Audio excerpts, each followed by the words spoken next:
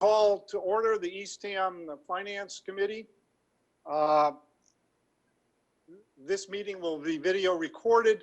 It can be seen on channel 18, local channel 18, and the website, town website, www.eastham-ma.gov. We are meeting remotely via Zoom pursuant to the emergency order of Governor Baker due to the pandemic.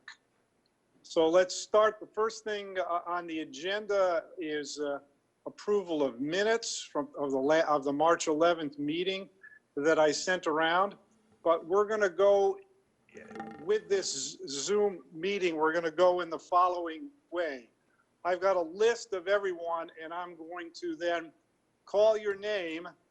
And if you have something to say, say it. So we're going to keep doing that and go around. So does anyone have any comments on the minutes? I'll start with Mary. Yes, you have Peter Wade as present and absent at the same time. Didn't notice that. Well, you know, Pete's, sometimes he's there, sometimes he's not. That's I right. mean, what more can I say? Maybe he was there at the beginning, but he wasn't there towards the end. Or maybe vice versa, who knows? Yeah, okay, so we want to amend it so Peter, you were in attendance. Okay, anyone, we'll do that. The next, Rick, you have any comments?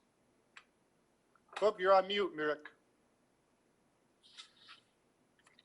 I'm okay.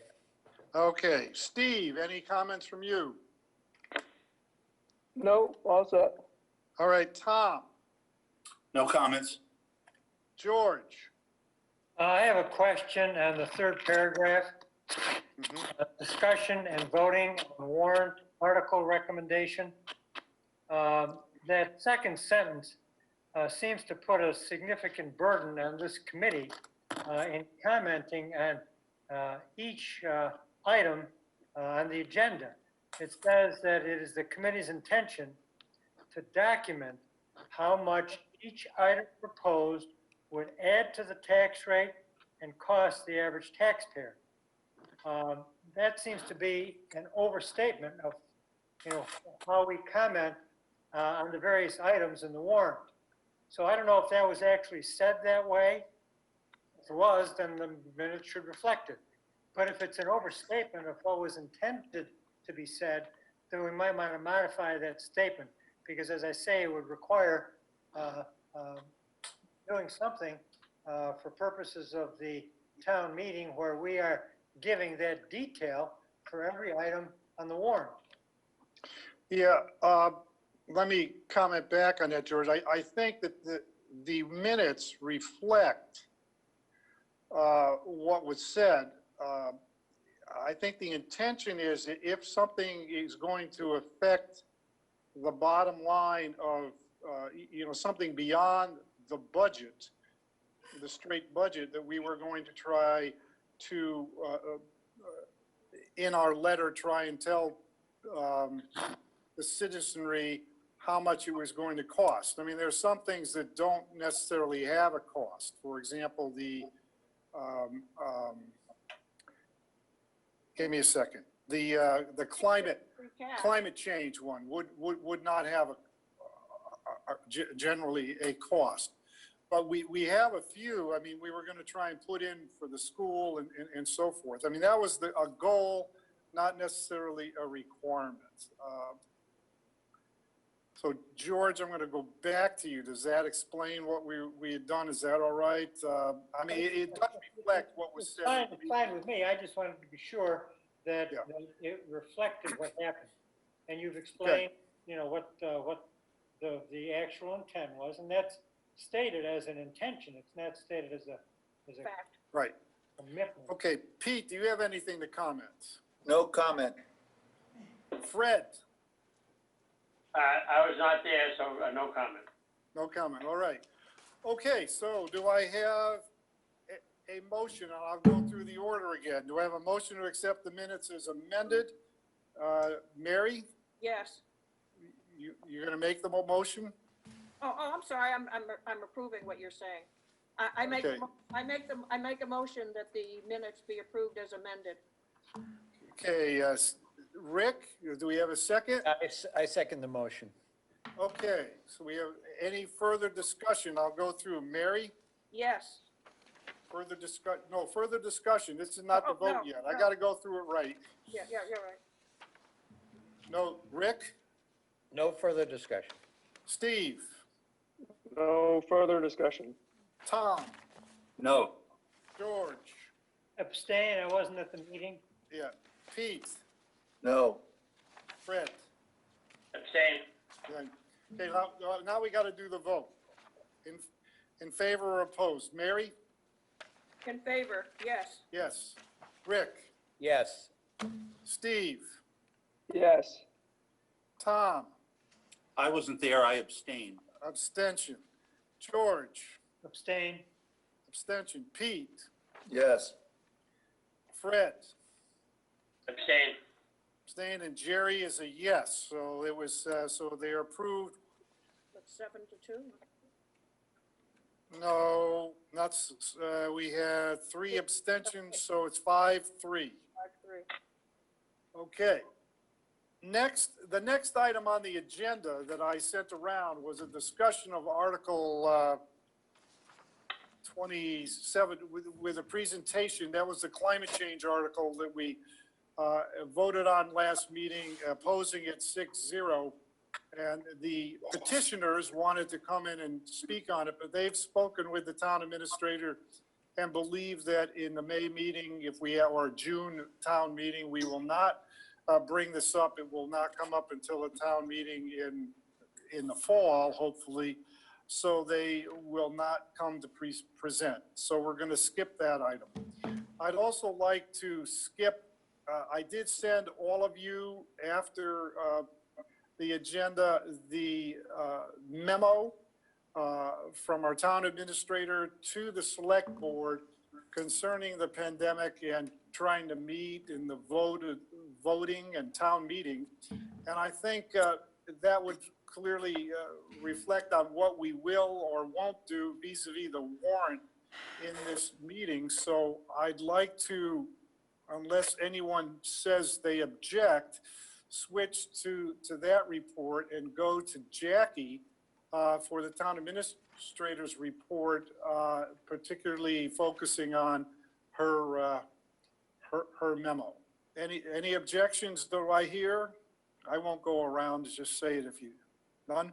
Okay, Jackie, the floor is yours. And I want to say one thing though, thank you for all the efforts and all the headaches and possibly sleepless nights handling this pandemic and with the town. And our hope is to try and help you get through this. Thank you. Thank you. And I guess I should start off with how immensely, I mean, I always brag about my staff, and I think that they are an exceptional group of people, but in this situation, they really have come together in a way that even I find extraordinary, and really working exceptionally well together to a person. So we've really been fortunate here in Eastham with the quality of the staff that we have. So I think we are getting through it, and it isn't nearly as painful as it could have been. And I also wanted to thank you all, because I think some of the changes that we made in IT, some of the investment that you helped recommend in terms of our robust IT has really helped us in this, because without doing live streaming, which, you know, was a hurdle that we hopped before some other towns did and before some of the other technological changes, we wouldn't have been able to adapt as quickly. But the real stars of this COVID program, other than our both chiefs and health director Jane Crowley, our IT department, and Mike Caleri, who's been setting up meetings. It literally took Mike 3 days to get us all online meeting and remotely working. So between he and Jeff, we ordered laptops, we got access, it was really crazy. And then Mike kept coming into my office going, you don't have to limit meetings. I think I can do more. I think I can do more. So anyway, he's here, but it really is an incredible situation for us to see how flexible we are, how nimble we are. I don't think you think of government as nimble, and I think our town really is. And that pleases me. As a manager, I'm extremely pleased with that ability, and I think it's great. So we are conducting business still. It's hard to focus on some things that seemed really important a few months ago, I have to say. But other than that, we're all, I'm trying to keep all the projects that we have invested in moving forward, even if it's taking baby steps or planning steps with them. But they are. But our biggest conundrum, and for me, this whole town meeting and election debacle is kind of like some kind of strange puzzle where you go down, okay, so if we do this, then we have to do this, and then we have to do that, and then there are three-pronged questions that come, and by the time I'm in the fifth step, my brain freezes like a computer hard drive, and I'm like back to square one. So I tried to write down in my memo, basically, some of the issues that I'm trying to keep in mind as we decide, are we going to try and have a town meeting, even if it's an abbreviated one or not? And when do we have one? So I guess we'll start at the end. The domino effect is that the other towns have decided to postpone the Nauset School Building Project till fall, and they all plan fall town meetings. So that's easy for them. We'll just put that on the fall town meeting. I wasn't planning a fall town meeting, so now we have a fall town meeting. So we know we have to have a fall town meeting, and it has to line up within 60 days of when all the other towns have it legally in the state of Massachusetts for that four-town vote. And it has to, or we're trying to, align it with an election that's already scheduled, because as you know, this is a four-election year already. Do we want to add 5 to Cindy's plate? I don't think so. So that's the ball that then moved to the fall, and so that caused me to think. If we do the November 3rd presidential primary, then it gives us a town meeting sometime in October.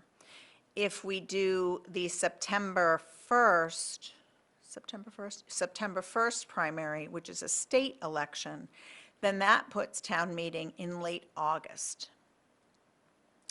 So those were became Plan B, which is if we can't have a spring town meeting, then it either has to be in August or in October.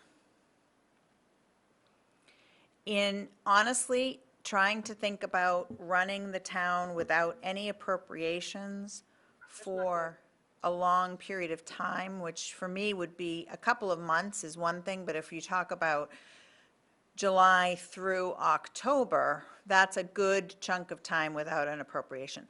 So it basically takes anything that is new in the budget that didn't exist last year, any expenditure that didn't exist last year, and it puts that off until the half-year mark, so until December.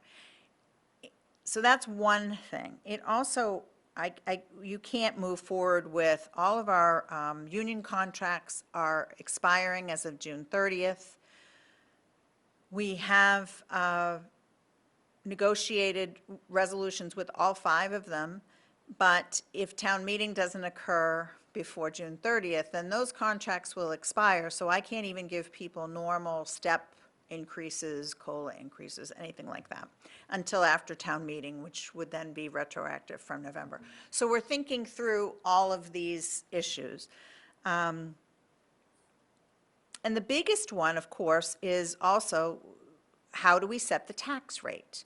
How do we send out tax bills? Yes, we could send out an estimated tax bill on our normal schedule, but which would be the end of August, early September, we would send out tax bills.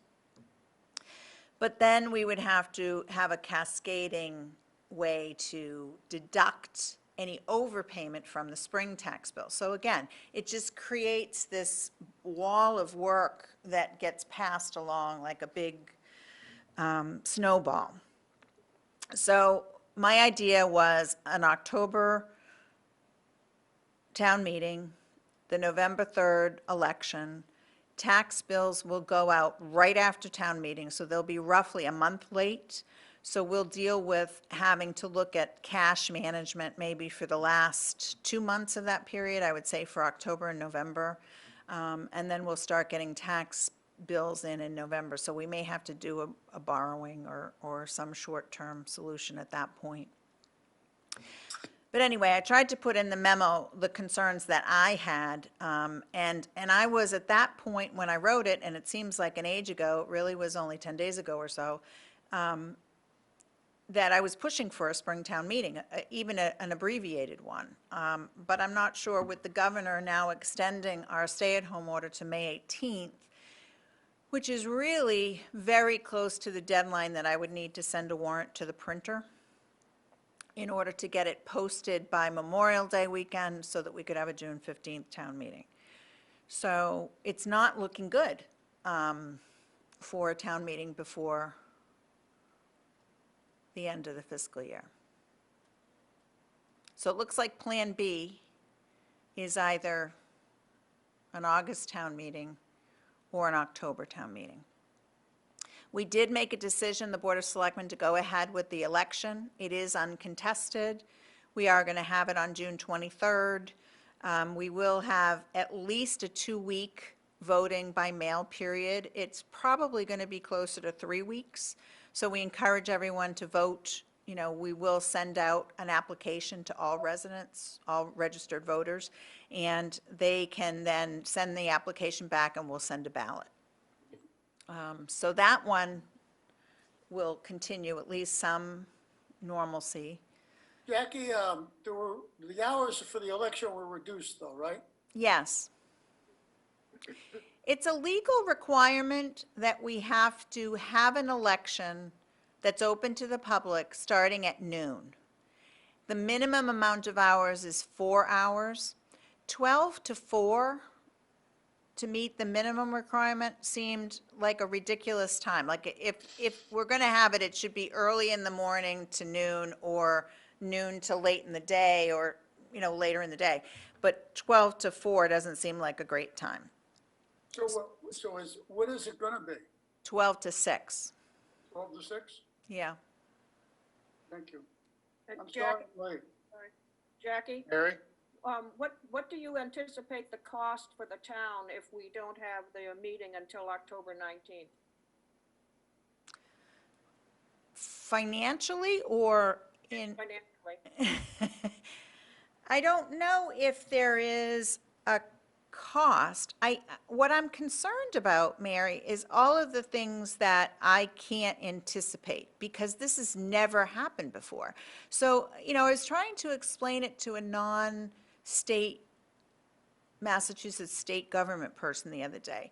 Like, as long as I've been trained, and I've been doing this for over 20 years, you can't do anything after June 30th without an appropriation. It's the absolute cardinal rule that is drilled into our head. I mean, think of the trouble that we have to go through if we have a bill that's due after June 30th that we have to take to town meeting. So we're relying on the governor and the state legislature to, as we discover these tendrils of things that we can't do, help us by creating some special legislation that might allow us a little more flexibility.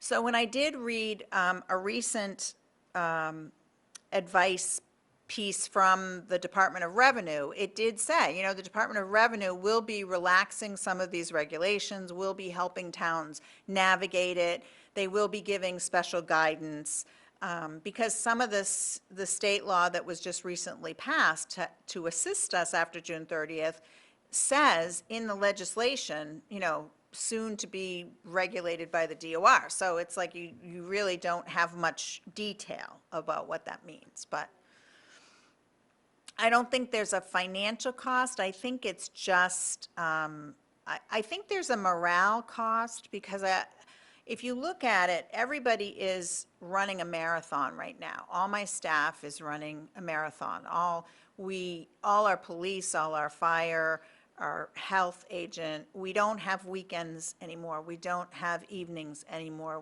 We text each other all the time. We're in these long meetings all the time. We're coordinating services.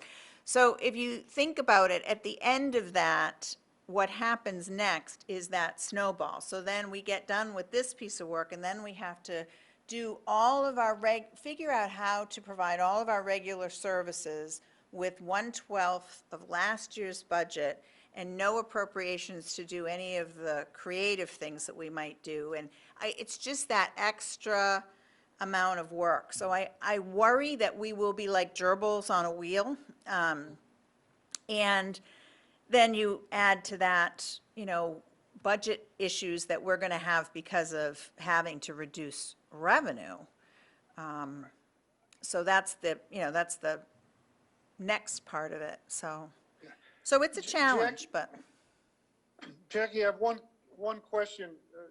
Under normal circumstances, when we pass the budget, the town passed the budget, the schools, Nauset Regional Schools, generally come in and collect their entire annual appropriation early. That's my understanding. And so is there a way to, will we only give them 1/12? And then the other question is, if my memory's right, the appropriation asked for and the appropriation in the current warrant is less than what we paid last year to Nauset Regional Schools. And how does that apply? I mean, because that's that's 30, 40, 35, 40% of the budget. So just wondering how that would apply in a situation with no town meeting. Yeah, Jerry, that's an interesting question, because what I was worried about was, and this is my point, you've illustrated my point exactly.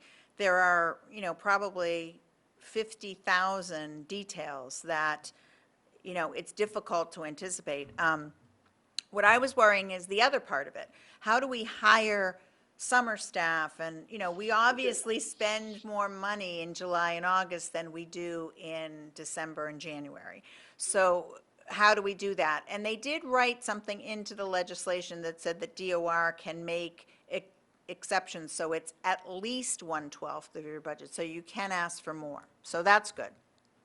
In terms of your question, I would say that we have to follow last year's agreement, unless they make some special agreement. Otherwise, we would follow last year's agreement, which means that the later payments might be less.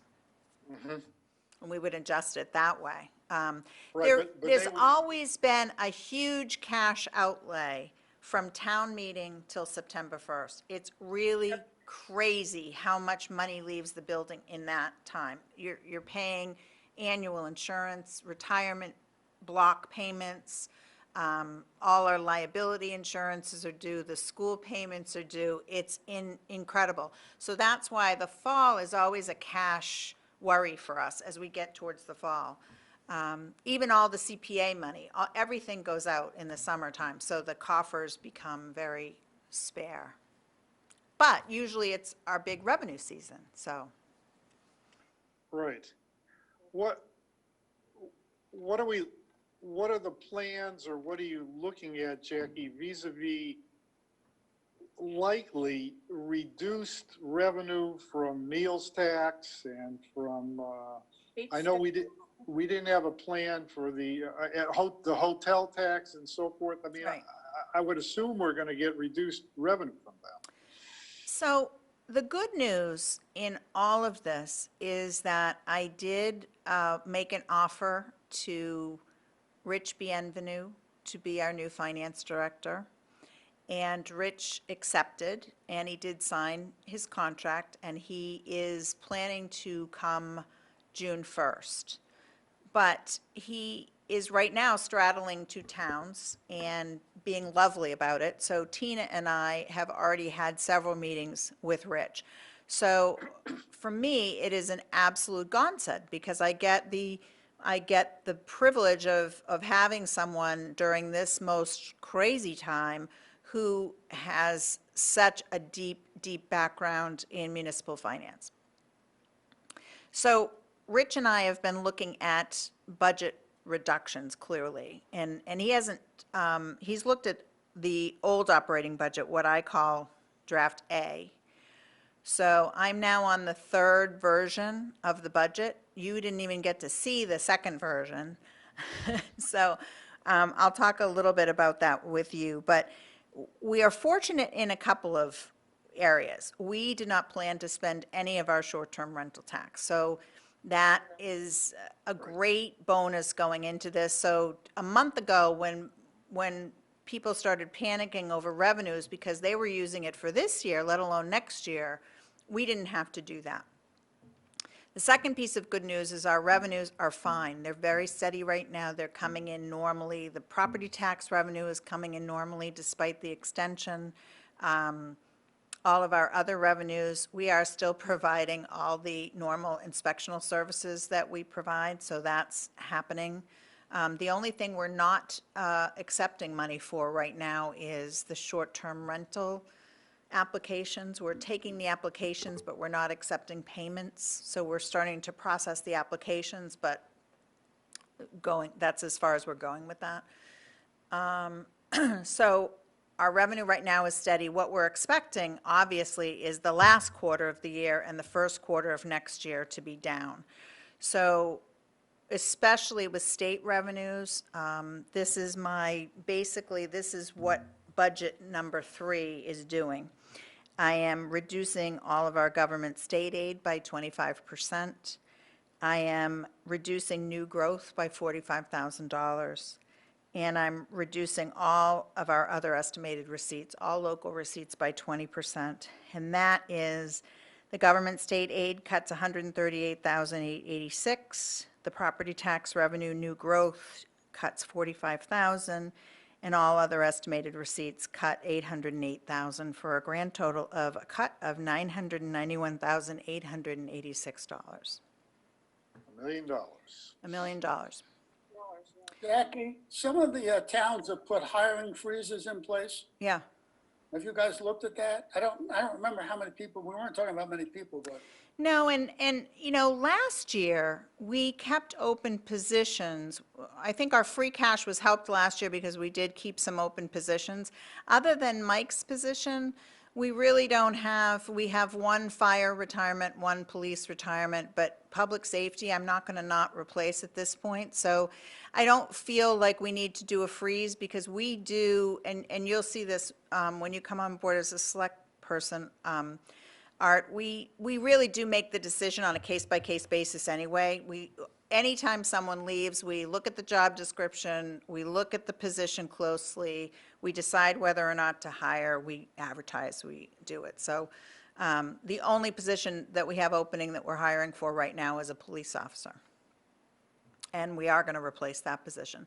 But I don't see a problem for fiscal year 20. Again, our revenues, we're pretty conservative in estimating our revenues, and they're coming in pretty robustly. So the only problem in this fiscal year we're going to have is probably less free cash next year, because we're not going to have the reserve, the excess capacity at the end of June 30th because of the last quarter revenues coming in under. And that's basically just hotel, motel tax and meals tax. Jackie, the money that comes in for the beach stickers and the transfer station normally comes in before the end of the fiscal year. And, Some of it. Yeah, and so what happens, does that go into fiscal year 20 or is that held and go into fiscal year 21? And I would think some of that might be down. Yeah, when it comes in, it goes into the fiscal year where it's being received. So if it comes in after July 1st, it goes into the next fiscal year. Frankly, our beach revenue right now is fine. We went out for resident stickers early because we were sending out the tax bills, and so we just threw them in, and so resident stickers are robust. Our issue is going to be in fiscal year 21 because that's it's June, it's July, really, where we sell our weekly and visitor passes and day parking. So that's approximately a little over $200,000 of the $500,000 in beach revenue. We won't know until closer to June whether we're going to even allow that type of parking at the beaches. Like, are we going to have resident sticker-only beaches? Are we going to do day passes?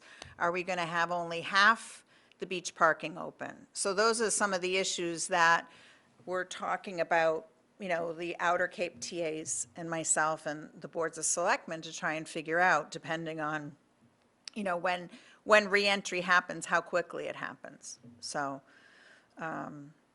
so those are the revenues that I have to look at for next year. I think we're okay for this year. Tina's Okay. keeping me and I'm very encouraged by how tax revenue is coming in.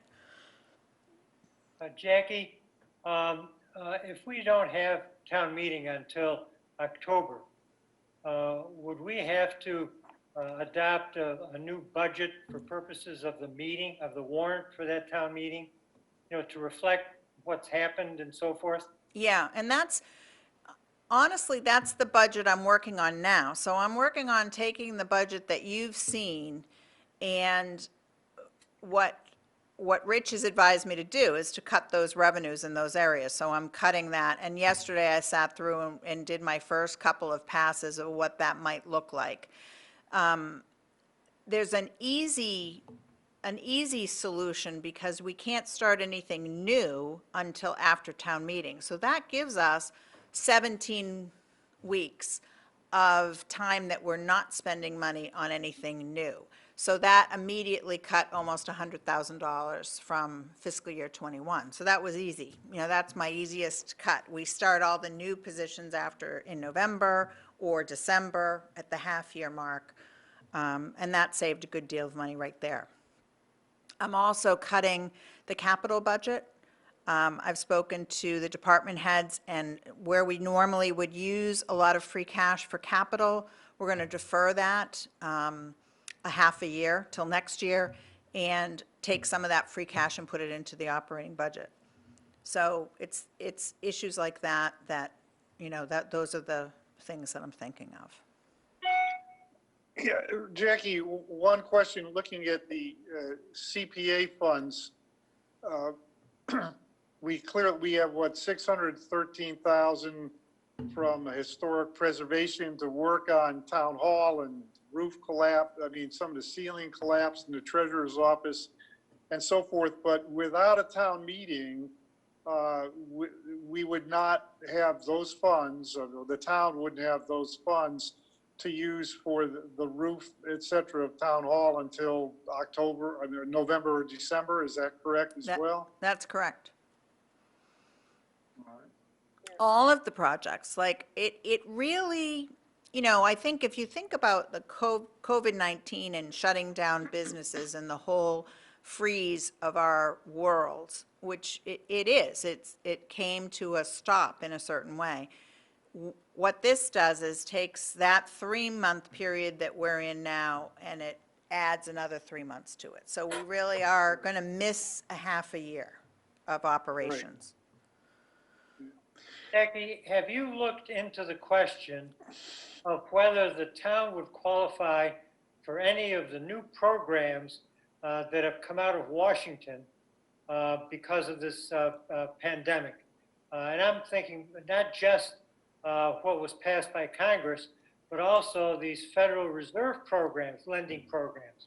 I mean, I don't know the details of any of that stuff, but an awful lot of loans have been authorized at both of those areas.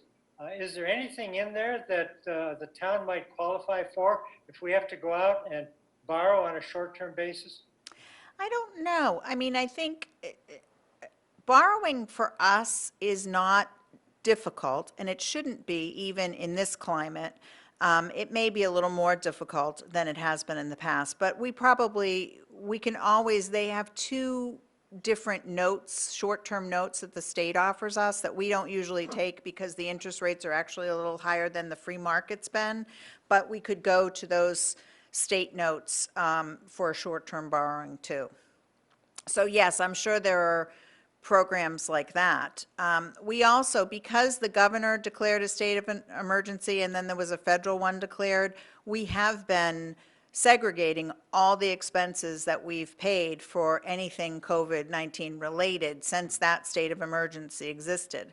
So, you know, Tina has it all segregated as our town accountant into a munis file, and we're ready. So if they asked us tomorrow, how much has the town spent on this emergency, we could tell them. So that will be, we will get a federal reimbursement from that. It just usually takes, a couple of years, literally. It'll come a year and a half to 2 years from now. Look, Jackie, looking at this committee and what we have to do, I mean, we have a few warrant articles we haven't discussed and things. Should we, and that's part of the agenda, of course, for this meeting, is it worthwhile to assume from this meeting we're not going to have a town meeting and to take up, I mean, we likely will have a new, I don't know exactly how it works. Art wouldn't be on the committee. I think Fred legally would still be on the committee because his term ends after the town meeting. But we could have one or two openings and a different committee. Should we today go forward and try and vote therefore on all the articles that we have in the current draft warrant, or should we now wait? It's an interesting question. I mean, I think the numbers are going to change. So anything we vote on the operational, on the operating budget or on the capital budget, those numbers are definitely changing, and they may change again. The warrant is going to change, especially if we go to fall. You know what happens in government. We're already, Paul just called me today, we're already talking about 2 new articles if we're going out a little bit in the future. So the warrant's going to change. Are some of the things that I would pull if we were going forward in the spring, depending on what's happening after the first quarter of next year, we might bring back. So I think that you can vote in spirit, but not really in content. If I'm remembering correctly, like the votes that you have to take are for, Nauset School Building Project has not changed. It is the same. Right. I can't remember what other articles you, Oh, we had some things on the wind. We didn't have the town charter. How about those family stabilization fund articles? There were 2 of those. The 9 and 10. those are 2 articles that, as we haven't discussed, the select board hasn't discussed, other than to suggest to me that they do not want me to remove them from the warrant because they think that they're actually more relevant now than they were 6 months ago. So we're keeping them in. Rich Bienvenu, our new finance director, is rewriting them. He actually agreed with me that it should be 1 article, so we're going back to the 1 article with his strength behind me. So we're tweaking it a little, but the amounts probably won't change, other than if we want to do a half year of it. I don't know. It's interesting, but I don't think so. Yeah, I'm just trying to go through my thoughts of whether or not it's worth going through all these votes, but generally speaking, even if we had a meeting in October, August or October, a lot of the articles would be the same. Some of the petitioned articles and the paying for the greenhead flies and so forth, those articles would remain the same. Right. Now, looking through the draft, it looks like the select board is voted on almost has a recommendation on almost all of the articles, other the capital they don't have, and the operating budget, which I think we voted on them, but that would be silly to, not the capital, but it would be silly to look at those. And the 5-year plan, we didn't do anything on. I'm just trying to figure out, there's no reason to extend this meeting to have significant discussions on articles that we're going to have to, we will take up again. But, Jerry, there weren't yes, Art. that many that we didn't vote on, were there? No, there weren't that many. There was one you were going to look at. We were going to look at the wind article on it, and we I did. and we had some of the capital issues we didn't vote on. We didn't vote on the town charter. Now, is that up and ready? Although I haven't seen that yet. I haven't seen the final draft yet. Peter, have we gotten the Okay. final draft yet? No, it's at Still- the, Still at town town. council.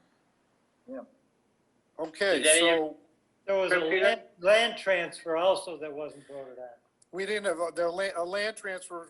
That's correct. I'm not sure that one was even there when we at our March 11th meeting. Article Okay. 24, 24. yeah, Article 24. Yeah, I have them all here, and we can go through those. All right. so, question, Jerry? But if, Yes, but- Peter. Jackie, is the June 15th date off the table now based on what happened today, or? No, but that May 18th would be the day that we would have to send the warrant to the printers. So my guess is the select board may not feel that they will have enough information to feel confident sending the warrant to the printers on May 18th. I mean, we could try and do June 29th town meeting, which would be going to the printers in June 1st and posting the warrant on June 15th. So we could try just postponing things a little, and I'll talk to them about that too, but. Okay. Because Jerry, I sent Jackie a memo on this, that if we do have a meeting in June or sooner rather than later, it might make sense, to your point about with town hall kind of crumbling, to try to put at least that CPA article on Yeah. the warrant. So they could work during the good weather in the summer instead of trying to start in November, December, when the weather usually is bad. I agree with that. Plus, we would have to look at that one again, because what we voted on was 500,000 and it's now 613. we've never voted on the 613. No, we haven't had, that wasn't before us, so we have to do it. So why don't Jackie, do you have anything else you want to raise other than confusing us by the pandemic stuff? Anything else you want? Yeah, I try not to include a lot of people in my ruminations, because it's just not, No, listen, I appreciate it. I understand where you're at, and we just want to, I think it probably makes sense for this committee to go through the current warrant. So if we do happen to, in June, have a town meeting, even if it's, you take Articles 1, 7, 20, there at Right. least would be a recommendation from the Finance Committee that would be printed in Yeah. the warrant. I think that makes sense.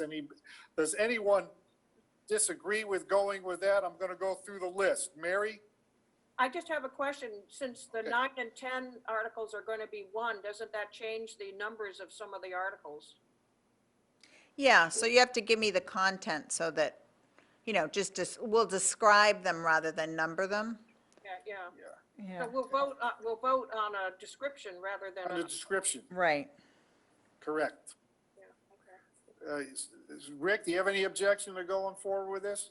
No, I think we need to be ready to go if that date happens. Yeah. Steve? I agree. Tom? I agree. George? I'm good with it.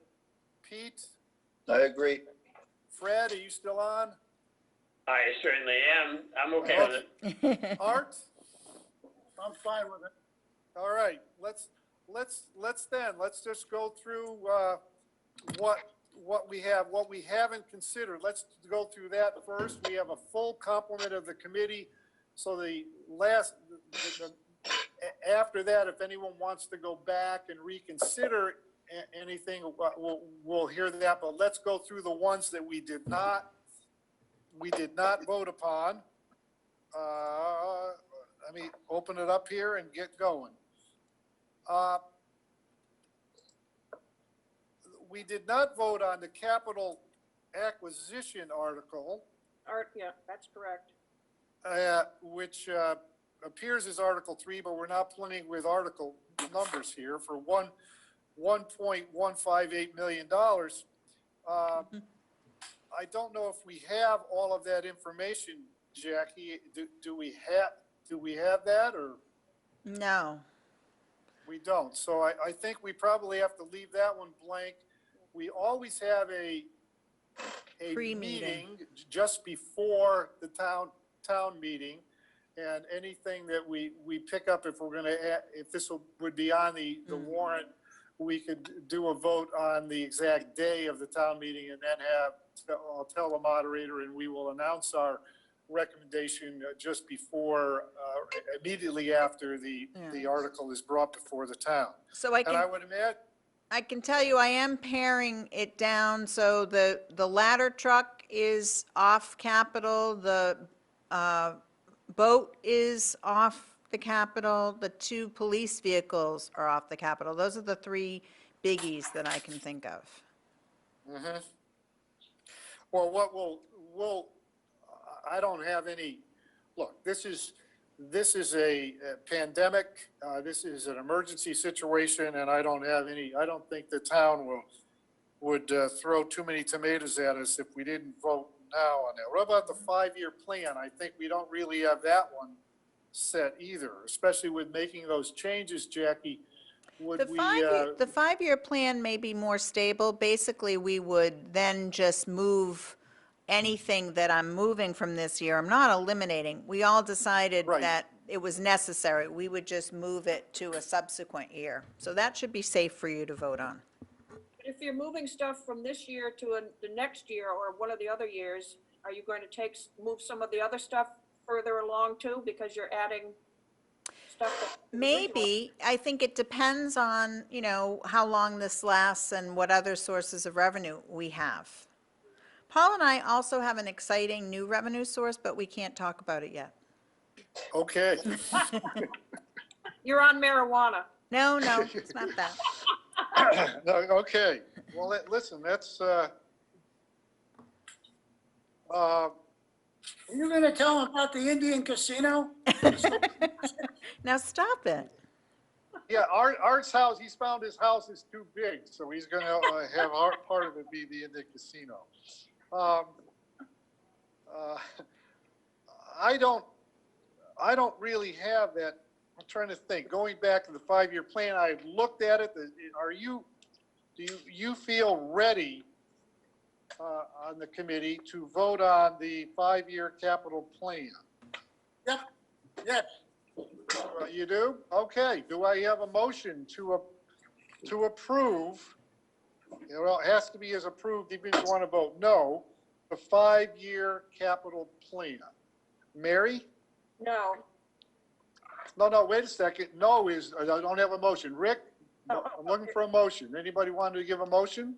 I'll make a motion that we recommend acceptance of Article 3A, the 5-year capital plan. All right, do I have a second? Whatever one it ends up to be. Do I hear a second? Second. I'll second. Fred seconded it. Okay. Did you vote on 3? No, we're not going to vote. We don't have 3 yet. We don't have the numbers, Fred. I'm sorry, my doctor called me while I was at the time. That's okay. We don't have the numbers on capital acquisition article, so we can't do it. So let's go with discussion. I'm going to go in my order. I'll go, Mary, discussion on this. No, I have nothing to talk about. Rick, I just don't understand how we can vote for something I'm with when we you. don't know what it is. I agree with you. right, we had seen some of that. Okay, Steve, Yeah, I gotta go with Mary on this. I don't know what we're voting for. all right, Tom, I'm confused as well. George, aren't we all? George? You know, it sounds as if the things that are currently planned for Article 3 may move into Article 3A, but we're not sure. So if we're not going to do anything with 3, I don't see how we can do anything with 3A. I agree All with right, All right, Pete, so 3 and I'll 3. give everybody gets a chance. Pete, That, what George said makes sense to me. Fred, Same here, I think George had a good point. Art, I thought we saw a 5-year capital plan when we reviewed the budget, We did. You did. okay? There is a 5-year capital plan that's been laid out. It's pretty much a wish list. It's very, very flexible. It can move either way. Yeah. So I don't think by voting for this, we're locking ourselves into anything, so I would still go for it. all right. Okay, anybody have anything further to say? All right, now, this is Question gonna is, look, are you gonna vote on it or not, is really where we are. yeah, I think I want to have a vote on whether or not we want to consider and vote on the 5-year capital plan. I don't want this to be seen as the committee voted no, because that's not really what we're discussing at Right. the moment. So, Pete, do you want to make a motion that we, Don't I have to withdraw my motion first? You have an open Well- motion in a second. okay, you're going to withdraw I your don't know. motion. I don't know, because we have an open motion in a second. I'm thought we had so something with confused. Right, let's do that. See, you made the motion, you want to withdraw. I'll withdraw the motion to make it easy. And Fred seconded, is it okay to, you withdraw, Fred? I'm just out there by myself, I suppose, yeah. Okay. All right, so now, We lost Peter. we lost me. Oh, there's- I'm back. He's back. I'm back, okay, let's just do, I want to hear do we want to postpone consideration of the 5-year capital plan? I make a motion that we defer voting on the 5-year capital plan. Do I have a second? I second. Rick has a second. All right, let's just go down and vote it. Mary, on your motion? Four. Rick, Aye. Steve, I am for Mary's motion. okay. George, Yes. Pete, Aye, 4. Fred, Yes. Art.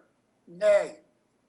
No. Okay, and I will be a nay, but it passes, so we're going to defer on that one. All right. Jerry, you missed me. I vote yes. Oh, Tom, I'm sorry. You vote yes, okay. That was So- 7-2. And follow up on this, Jerry, please. Yes, Fred. Art, was it you that made the point that some of the items that are in the capital acquisition plan might move to the 5-year plan? That was George. That's Oh, okay. correct. That's okay. I can't see you guys, so. Yeah, that's okay. Yeah. All right, the next article. Wait a minute. You didn't answer my question. Is that true or not? Yeah, yes, things that, for example, Jackie Ladder. said the Ladder The truck and the fire boat. ladder truck is going to move over to the 5-year capital plan, as would the police cruisers and The boat. something else that she mentioned, the boat. Those are significant items. Yeah. Yes, Okay. All right, thank you. all right. The next one is the Nauset Regional High School Building Project. Hold on a second. Whoa. What? I have, I may not have, I didn't print out probably the latest and greatest. On my next item is the capital outlay, upgrade police radios and dispatch equipment, which But I don't show a vote on. the finance voted on that, 6-0. We voted on that, 6-0. All right, I didn't record it. Thank you. Right. I'm going through ones that we haven't, then we'll I know, go I through if any. understand that, but I didn't have it as voted. Okay, no problem. The school building project. We did not vote on it last time.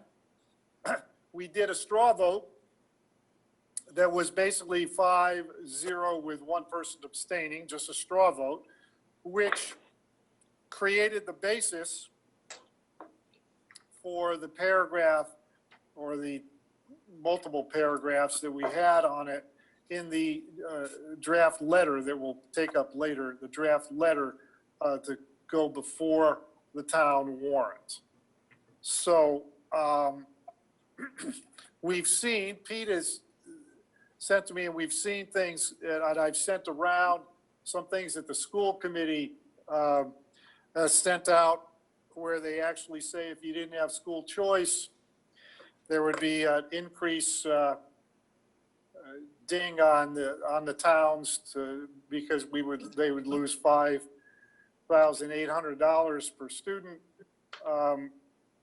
But I have not received yet from the superintendent the incremental cost analysis that he said he would provide us. I think with the pandemic and what the schools have had to do to close up and then try and do remote learning and figure out what they're doing with SATs and AP tests and the IB tests and et cetera.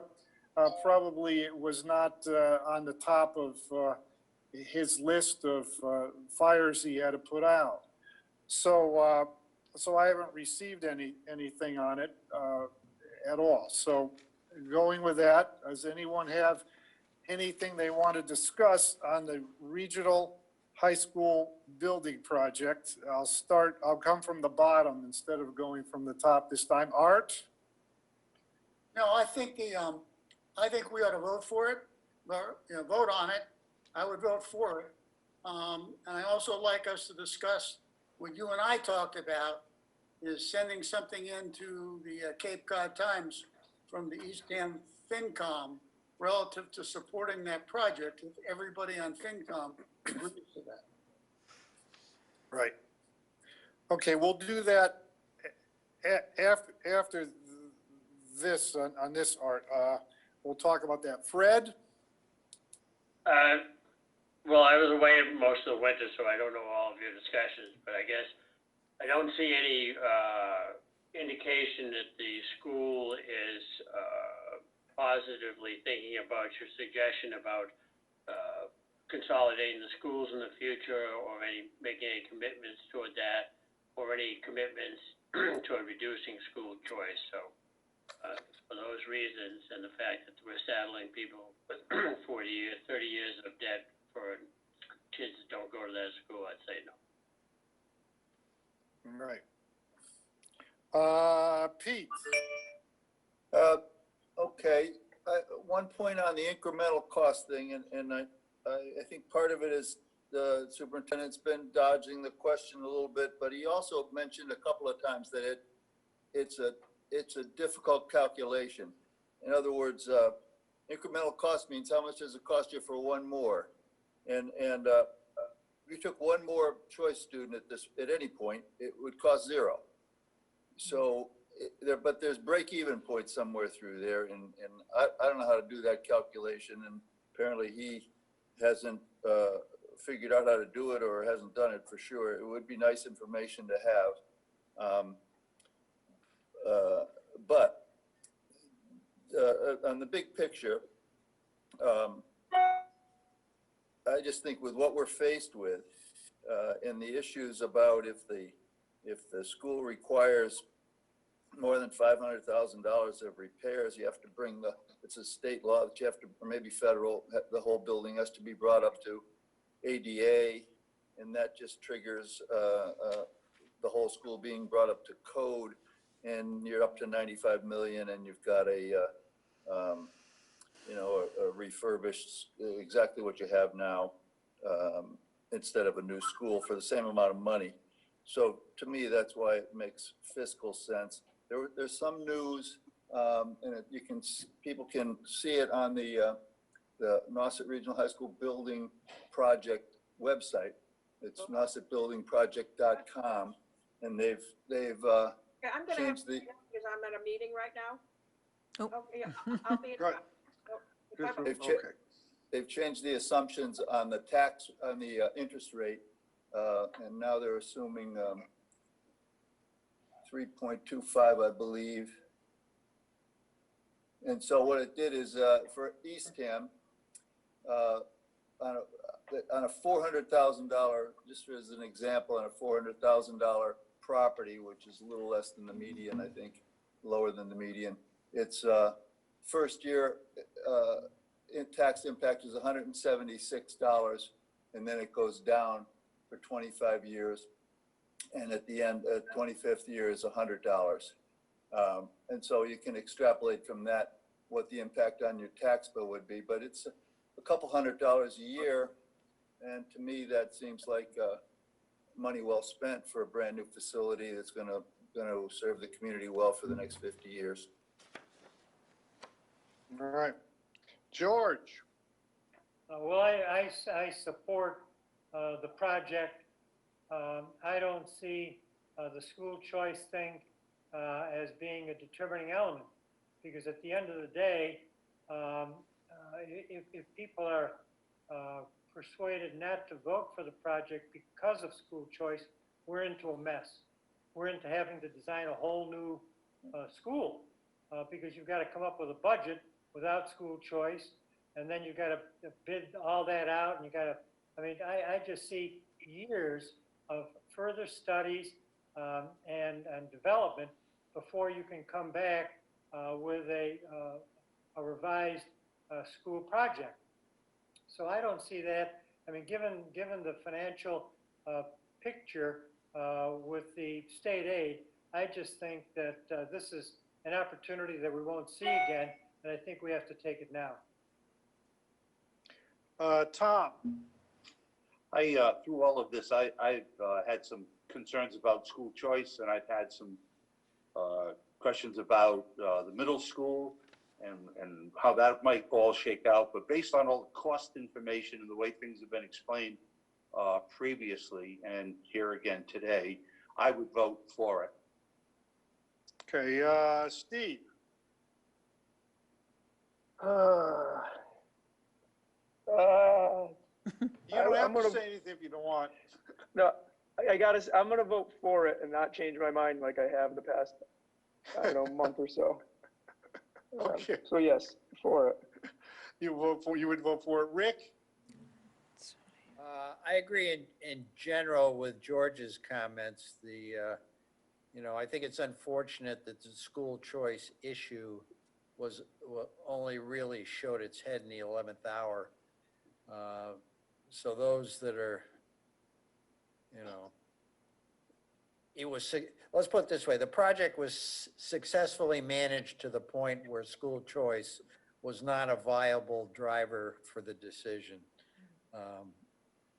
which is frustrating to me, but I'm in favor at this point. I don't think there's an alternative that makes sense. Right. Mary? I'm going to comment on the fact that I was all for the project until this virus occurred.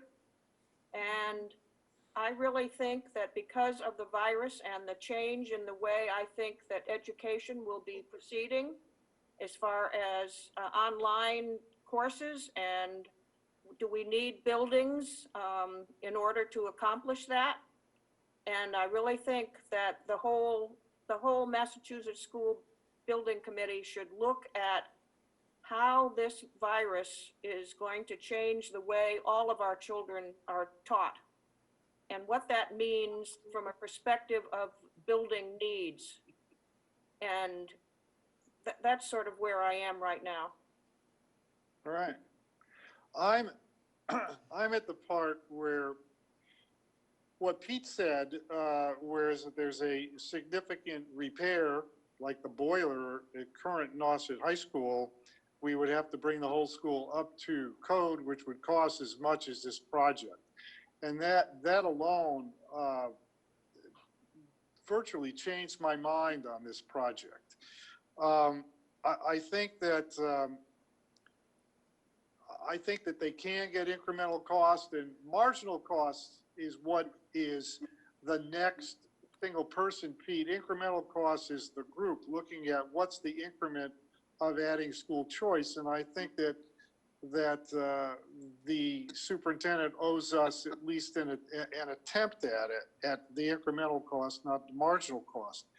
But we have 4 years on the project to talk on that.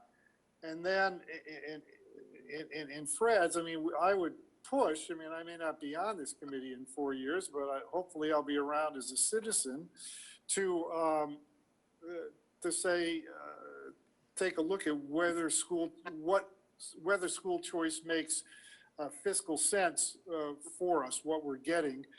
So we have some time to do that. So for that reason, I would vote yes. One thing on Mary's statement, things have changed, but if you read the Boston Globe, if you talk to my daughter who is at home with elementary school children, to my sister who is a teacher for elementary school system, this looking at screens and doing it while you're working at home, trying to do that is basically nowhere near as good as or as productive as having a school meeting. So I'm not certain where that's going to go. So I'm not willing to throw all of this away for that, especially with the sort of Damocles over our head. If the boiler goes in that school, we're going to have to spend $95 million anyway. So I would vote yes. So I'm going to go around again for anybody who wants to comment. I had the advantage of commenting on everybody, so go around. Art, anything more you want to say? I lose him? Okay, Fred? No. Okay, Fred, any more you wanted to say? Oh, it's still no. I understand. We're not voting yet. I just want to, Pete? Nope. George? Yes, in favor of the plan. Yeah, but no, anything more you wanted to say, to add? No. I'm just going to make sure people can respond if they want to. Tom? No further comment. Steve? No further comment. Rick? The only thing I'd say is I think education is going to dramatically change, but I think most of it going to be at the university level. I think at the high school level, at least the experience that the high school teachers in my family are having now with high school students, the level of maturity is a little short there for a distance learning. Yeah, Mary? No further comment. No further. Just one. My grandson is in high school freshman year in Chicago. You can do the work and it'll improve your grade, but it can't lower your grade. And I think he's doing well. All he's just, what do I have to do any of this work for? But then, anyway, do I have a motion on the article for the Nauset Regional High School Building Project? I make a motion that we recommend that article. Do I hear a second? Second. That was Tom. Okay, anybody have any further, I won't go through the list. Anybody further discussion? None, so we're going to go through the vote. Mary? Aye. Rick? Aye. Steve? Aye. Tom? Aye.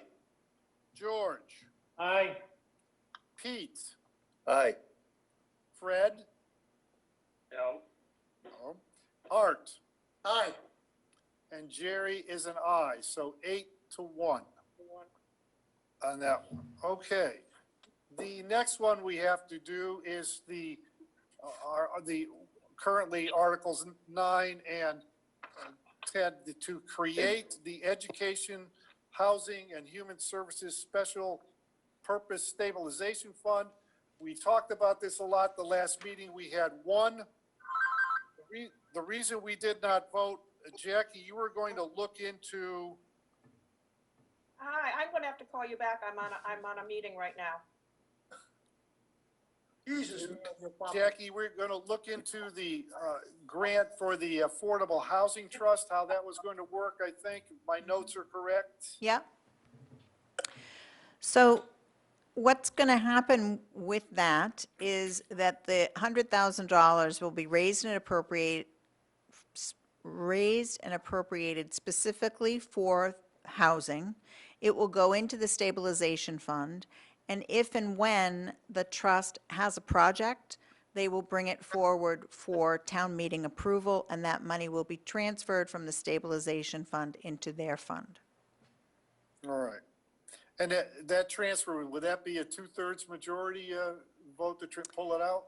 Out of a stabilization fund, it would be a 2/3 majority. 2/3? Yep. Okay. All right, I was- so Rick, was that you, Fred? yes. Go I ahead. was asking, is there a mechanism by which that money, those funds are replenished? Or is it self, Every year, we take that amount and we put it into the fund. So any is money, this gonna be an ongoing Yes. $100,000? yeah, any money that's unspent goes into the fund. Back to the fund or to the general fund? It goes back into the specific stabilization fund. So, and then we would only fund it to the $100,000 Right. amount at that point? Right. So if, and the accountant can easily keep track of that, so if there's, if they spend $50,000 and then in 5 years, and then they come back the 6th year with a $438,000, you see what I'm saying? It'll accrue in the account, and then they can save it or spend it based on what the project is. I felt uncomfortable knowing how the town is really supportive of affordable housing, but it also wants to be involved in where it is, how it looks, and appropriately so. So we didn't want to give, a group of people that much control over what could be a substantial amount of money if it collects in that account. So that's why we thought it made sense to have to go to town meeting. We have to go to town meeting for pretty much everything, so it seemed logical. But we're only into the amount of the 100,000, or do we continue to fund it every year regardless of what they spend? We continue to fund it every year regardless of what they spend. Or not, Like if that's a decision. Pardon, George, would you repeat that again, George? Or not fund it if that's a decision in a particular year. I mean, it's a year-to-year decision whether to add or not add money to the Housing Stabilization Fund, right? No, I think they get 100,000 each year. I think it's an automatic expenditure, right? So this is creating a fund out of an amount of money that will be recurring annually and go into the fund. Interest will stay in the fund, everything will be retained by the fund. Yeah, it is an override of Proposition 2.5, and therefore that override keeps funding the stabilization fund. That's right. So Right, so it's not out of our budget in that sense. The budget that the town puts together and everyone votes on, this is a straight override, so this money is required to spend that. I think, Fred, I cut you off. Go ahead. No, I guess I'm confused. It seems like there's not a check and balance here in the sense that there's no mechanism by which you can say, well, I'm not, this year, they've got $500,000 in there, they're not spending it at that rate, why would I put another $100,000 in there? Am I getting that right? Technically, we could go to town meeting with a vote like that, but it kind of does, it kind of doesn't make sense in the sense that we're creating a stabilization fund. So what exists in that fund essentially are reserves. They're reserves. They're money that's it's not appropriated for a specific purpose. It's a reserve fund. It's an additional reserve fund, like we might create a stabilization fund for capital, for instance, to save money for big projects. So this is saving money for a housing project should it come along. Are they going to probably spend it within the first 5 years? No, because they're going to wait for something big that they want to spend money on. So it's a means of, it's a special revenue savings account towards affordable housing or towards market rate housing, which we can't pay for in other ways like through CPA. So in essence, Jay, this is something that would be ongoing every year because we're doing a Proposition 2.5 override. Right. But instead of every year we have to appropriate it, some year the town can vote not to fund it. Right. We're going to have expenses for the child care programs that are annual, that are occurring quarterly, and that we're paying bills quarterly. The housing I set aside separately because I wanted it to be a project that town meeting had to approve. Right. It also meets some of the requirements of our strategic plan. Plus, people should know that they have come to this, the Housing Trust people have come to the CPC and they have asked under the CPA funds for, I think it's 300,000 this year. Yeah. For different housing issues. So I guess the bigger question is, any override can be negated by an underride. So at any point, if there's too much money set aside for housing and people don't think it's being used well, we could come back and say, this stabilization fund, we want to cut that override amount, which would create an underride. We want to reduce it by $100,000 a year. For this year or for ongoing years, it wouldn't matter. You could do a warrant article that would say either temporarily suspend or eliminate that, and then it would just not come off the tax rate. It would go back into the taxpayer's pocket. Right. Okay. And that's the reason why you wouldn't fund it out of the operating budget? Yeah, I don't feel like I can, I think that the board, the select board and I, and of course, we're going to have a new member, so Art will be able to weigh in. But the select board and I felt that if we are going to fund a new program that's not currently in the operating budget, and we don't, the only way to do that is to ask for additional funds or use one of our new revenue sources. So the new revenue source would be the short-term rental tax, which is why I've said to the Affordable Housing Trust, let's start with $100,000. Then if we start to see our short-term revenue tax come in, then a percentage of that can also go into this fund for housing. So it's not that this would be the only source of funding, but this is the beginning. This is what the override is going to pay for, and then we would use other revenues perhaps if the board and the finance committee and the town so desires to beef that fund up. Right, and this would be basically for workforce housing, because the affordable housing, they can be CPA funds cannot be used for workforce housing, because workforce housing is usually up to 120% of average median income. And that's correct. That's why the Affordable Housing Trust asked for this. Right. Okay. Well, now this is split up into two articles. One is to create the stabilization fund, and the second one is to fund the family support package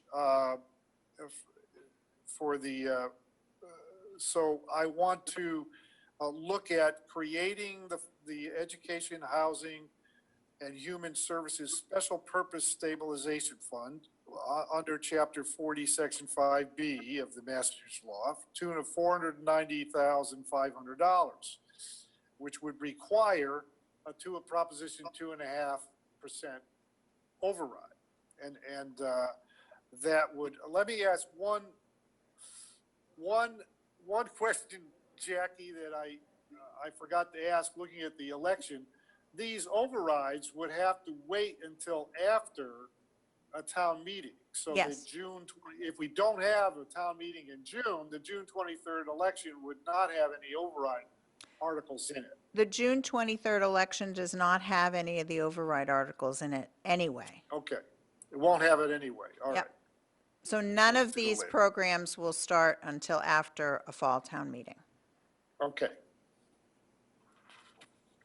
Do I hear, to start discussion, some other, a motion to create, to approve the creation of an Education, Housing, Human Services Special Purpose Stabilization Fund? I make a motion that we create the Education, Housing, and Human Services Special Purpose Stabilization Fund.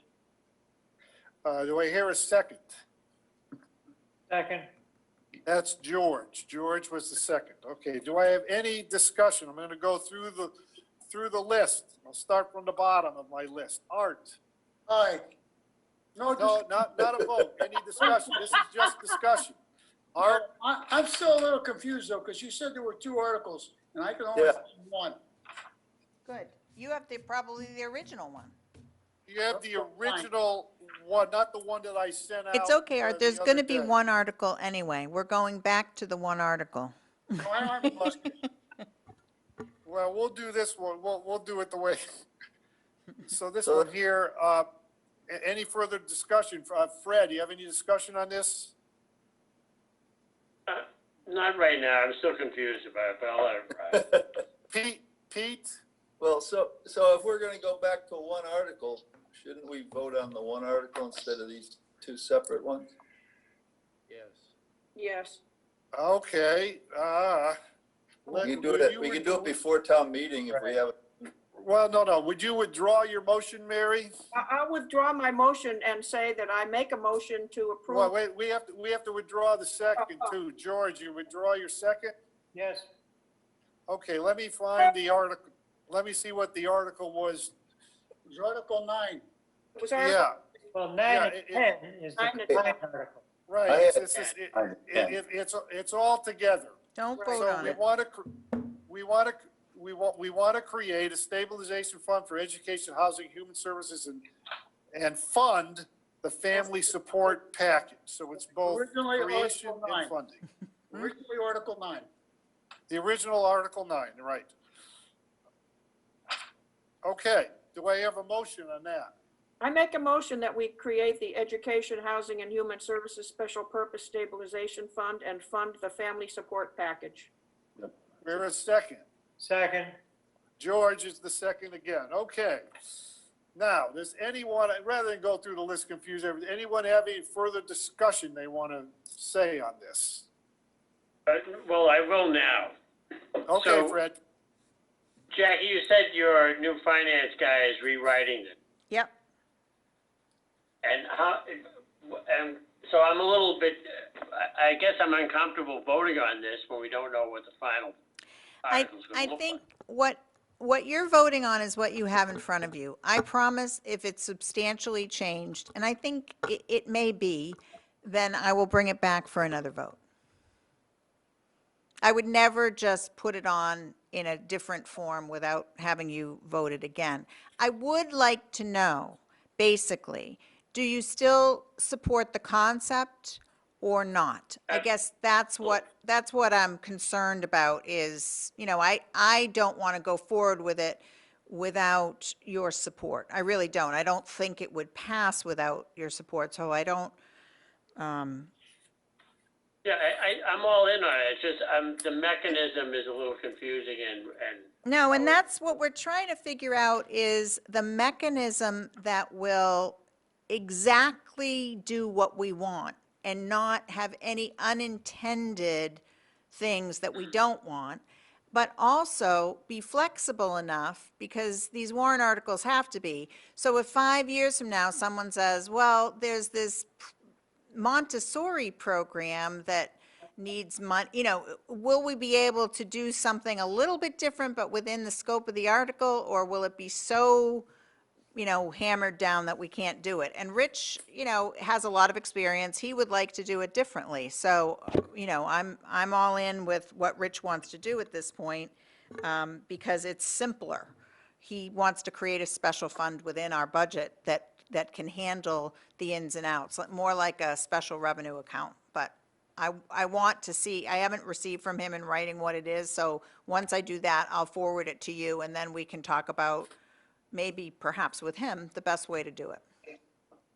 But it's really the concept, if we're still interested in moving forward with the concept or not.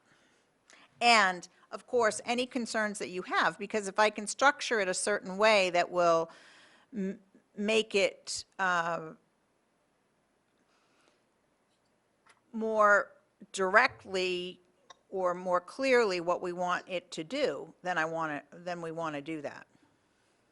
all right, well, let me just ask this one dumb question. Okay.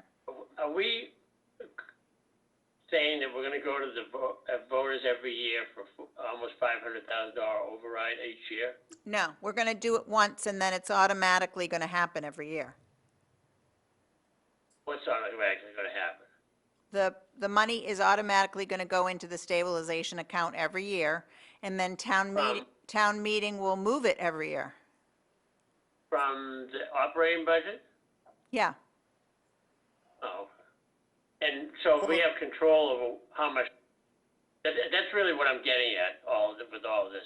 How do we control how this fund grows or not grows?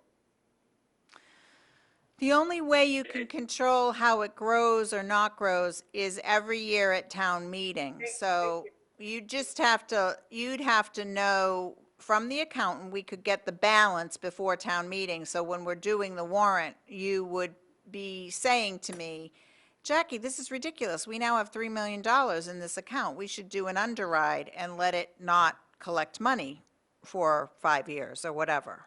You see what I'm saying? No, but Or how we fund, we make a conscious decision as to how much we can afford in the budget to put in there. Is that what we're gonna do? no, it will be, we are asking for an additional amount of money that will go on the levy, and it will automatically go into the stabilization fund. And then the power that we will have as the legislative body at town meeting is to move it from that fund into what we want to spend it on. Right, but the amount is not in our control, is what you're saying? The amount that goes into the fund isn't in your control unless you do a special article to reduce it. It'll be that amount, whatever amount we set, whether it's 327,000 or 487,000 or whatever it is, that'll be it every year. And for now, it's 500, right? Yep. So 490, 500 is going to be there every year unless we make a decision to stop it or add to it? Yes. But it looks like it's a bit of work to do that. It's not like it's not like what we're doing with the other funds where we say, gee, Right. we either have to go for an override or we're gonna fund OPEB. I'm just picking on OPEB, a little less this year. Not like that. No, you're right. It's a commitment. It's a commitment to spend, to raise a certain amount of money each year to go to this purpose. Right. And what you have is Jackie is working in the operating budget based upon the levy we can charge, and this is just an add-on on the levy. Once it's decided, here it is, and this add-on's there because we voted to override Prop 2.5 for it. Same kind of thing. Same kind of thing with the school. If we have that, the override going on, and same with the water the water project. So the beauty of it is that I can't take this $490,000 and spend it on something else. In a bad year like we're having now, I can't use this money without asking town meeting's approval. And, Right. you know, I think that that is the whole point, because sometimes we set up special funds and then we don't fund them, right? I mean, we've seen that happen. We've seen a bad year come and then automatically we take away from human services and, or education or something else and put it in somewhere else where we need it more. So I think this gives town meeting the control to decide where the money goes each year. It'll have to be transferred every year, just like a separate little transfer article. So it- Or like you're- CPA funds, similar to CPA you know, funds. What are you saying? What? Say it again, Fred, you broke up. I guess I get it. I don't think I like it, but I get it. Okay. Okay. All right, so we have a motion and a second. Any more discussion? Are the So- numbers that are in the current proposal liable to change? There's a aggregate number of 490,500, and then there's an allocation of 390,500 and 100,000. Are those numbers liable to change as this article is reworked? No, These two articles are reworked. no.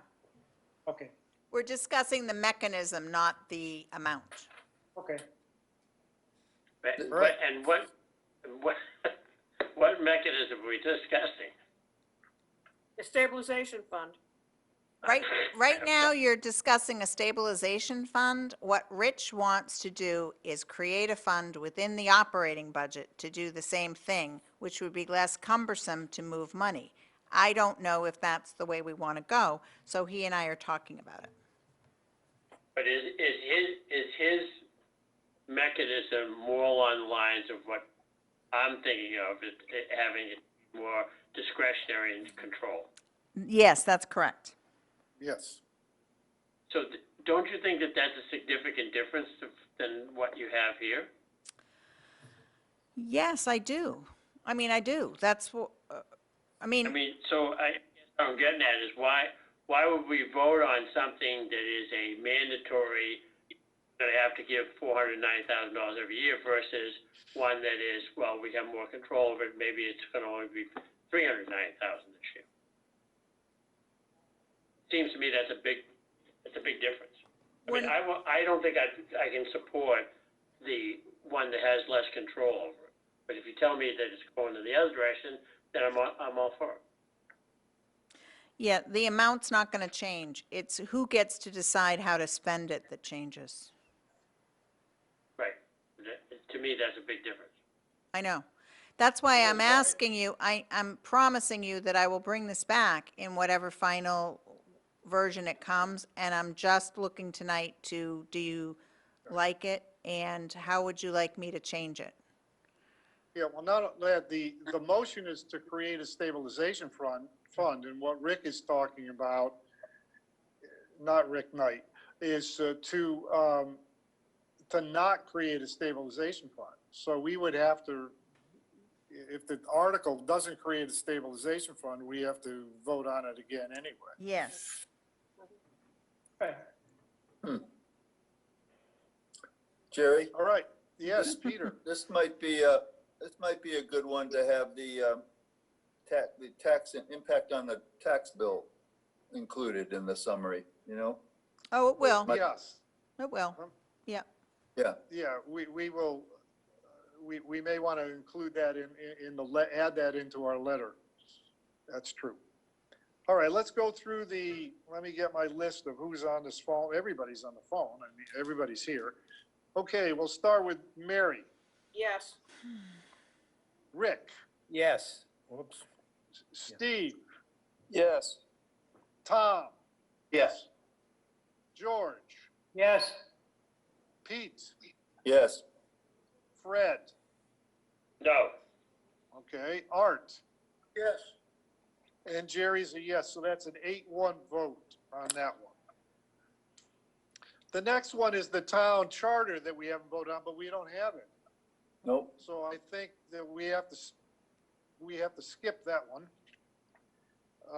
Let me make sure I haven't missed anything here. I can say the next one is, Jerry, Article 5 for the betterment for the water connection. I don't think we voted on that. all right, hold on a minute. I may have missed it. Thank you. Pete, have you got a draft out, yet? No, the fund betterment for the loan program for water connection, we voted on that, 6-0. Because it's not, I don't have any vote on that here on my sheet here. 6-0. I have it, Six. I have it as 6-0. Let me look on my separate sheet, just to make That's what- sure. That's what's in the minutes of March 11th, Yeah. 6-0. Fred, hey, Fred? Yes. Yeah, we have the final draft. It just has to pass muster with the town council. You want me to send it to you? Well, if you can send it to all of us, I don't want it just to me. Yeah, All right, I'll send it out. yeah, but we really have to wait for, It's been through town council once, and then we did what she suggested, so I assume it's gonna be pretty much the final document, but we have Yeah, to wait, send- you're right. Well, Don't- we don't have send to- it to us until it's a final document. yeah, let's have a final document, yeah. All right, You can send it to, you can send a draft to Fred, but send There us you go. this final document. okay. Okay, so the next one that I have that we had not voted on was, come on, I had it and then I lost it. Which was the transfer of District H land for permanent conservation restriction, which I don't think was in anything that we had worked on before. I want to go back and revote on Article 16 about elected official salaries. I think we were, anybody in the select board to 10 grand a year. Are you voting to reduce it? No. Reduction, go to I think we ought zero. to increase the board. I do too. I'm sorry, go ahead. I must have lost. That's a good one. Hey, listen, we like that one.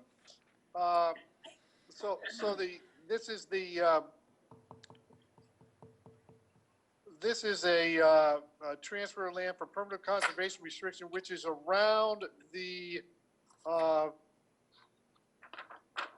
Ocean View Drive, around the new well, another well, is that what it is? Yeah. Give me a second. Yes, The well and the water tower. well and the water tower, the second water tower. What number is it, Jerry? And what number? It's number 24 in what I send out, what I forwarded from Lori on a new one. Article Right, well, that- 24. Latest one, okay.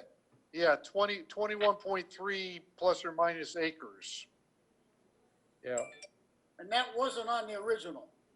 It was not, I don't believe it was not. So we did not even discuss this or anything. So maybe I'll turn to Jackie and just to give us a little flavor on this one here. So the parcel of land that we are building the well and second water tower on is the parcel off of Nauset Road, between Nauset Road and the Ocean Beach. It's a huge parcel. The Seashore owns some of it. We own some of it. In order to build the tower, to clear the land to build the tower and to do the well, we had to go through both the state and federal process of permitting. And the Massachusetts Natural Heritage Foundation opined that we needed to permanently preserve pieces of land in order for them to issue the permit for us to disturb the land. Because once you disturb the land, this is a prime habitat for the spadefoot toad. There are 9 vernal pools in this parcel. It's an absolutely stunningly beautiful parcel. You can walk it. There's a beautiful fire road that goes all the way through for miles and miles. And so we thought that that was a no-brainer, and we said yes, and that is why we are putting this already conserved land that nobody intends to build anything on into permanent conservation restriction. So we've had no tax revenue from this land? No, we own it. We own it. Yeah. And we'll still own it. It's just going to be conservation land.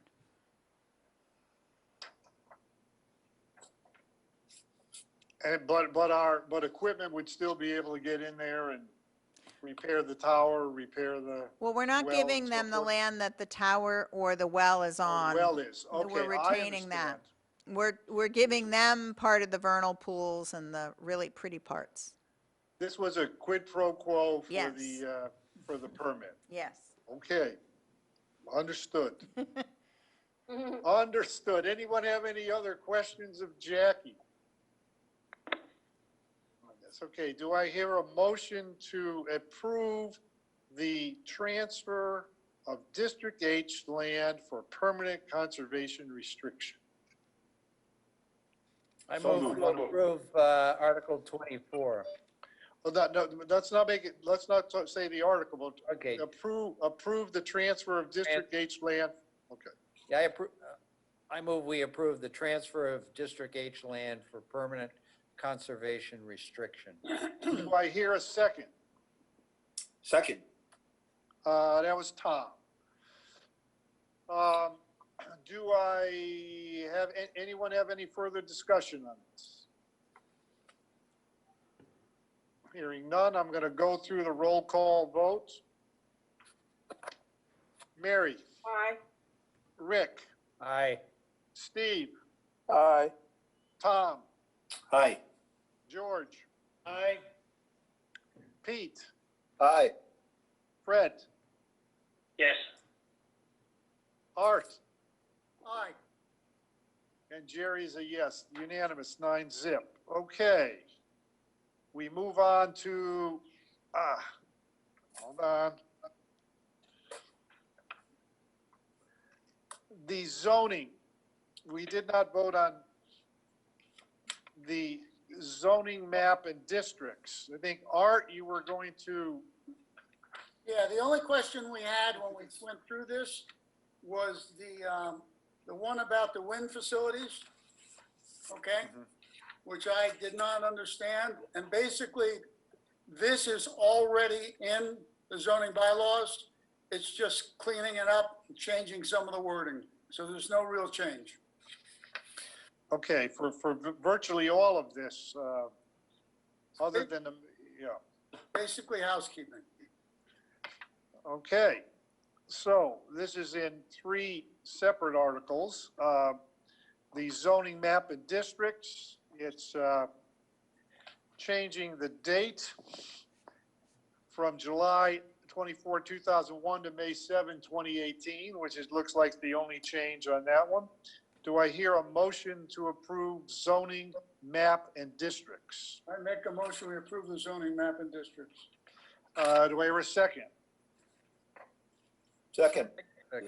Peter seconded, Art moved. Any further discussion? Anyone? Yeah, hey, Jerry? In the Yes, minute- Tom. In the minutes of March 11th, it looks like we voted on, what was referred to at the time as Article 26, zoning map 7 districts. It was voted 6-0. Okay, let me take a look. Hold on. I missed it.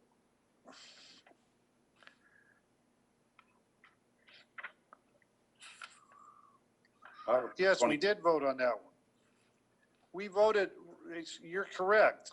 We voted on, it was 6-0 on zoning maps and districts. It was 6-0 on zoning administration. This is general wind facilities. The one I thought we were talking about was That's the only one, yeah. wind facilities. Zoning plan approval residential. I think the We number voted on changed. that one. We voted on that one. So, okay, so there's an error that I will correct with Lori on those votes. We do not have to have that vote. The only one that's left that we purposely didn't vote on in what you have, the latest thing you have was Article 31, the zoning general wind facilities. Right. And that's the one where Art just explained it's housekeeping, right? Yeah. And under the minutes, that's noted as Article 29. Yeah. And it's in the new one, it's Article 31. Right. Yeah, it's zoning general wind facilities. So we, that's why we're doing names and not numbers anymore. So I will withdraw my previous motion, Okay, make a new motion that recommend we approve zoning general wind facilities. all right. Do I hear a second? Second. Tom has seconded it. Okay. So, any discussion? All right, I'll go through the vote. Mary? Aye. Rick? Aye. Steve? Aye. Tom? Aye. George? Aye. Pete? Aye. Fred? Aye. Art? Aye. And Jerry is aye. That's a unanimous. Okay. The next article, I'm trying to think if I have any others There it is. that we had outstanding. What about the zoning marijuana regulations? Did we vote on that? Yeah, let's see what I got. Yeah, it says 6-0. Yeah, I think we voted on that one. Yep. Okay. And I think that's the last one that we didn't vote on. Okay, now, since I have a full complement instead of just 6, the next item on my agenda was, is there anyone who wants to have a reconsideration of any of the previous votes?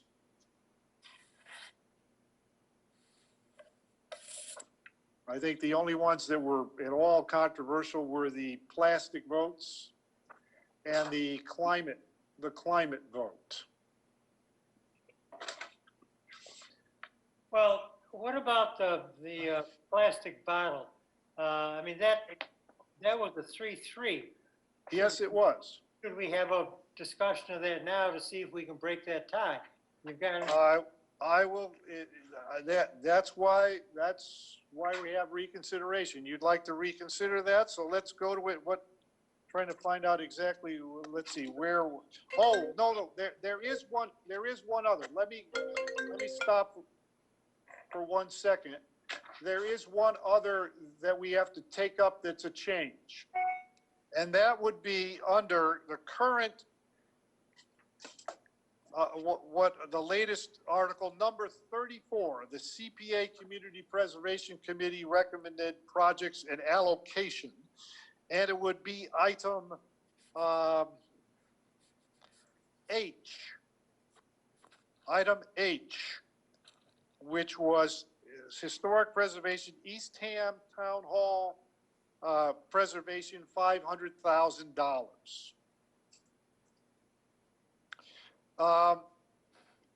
The CPA had a meeting after the events of the pandemic and voted to change that number from $500,000 coming from CPA funds, not from general funds, from $500,000 to $613,000.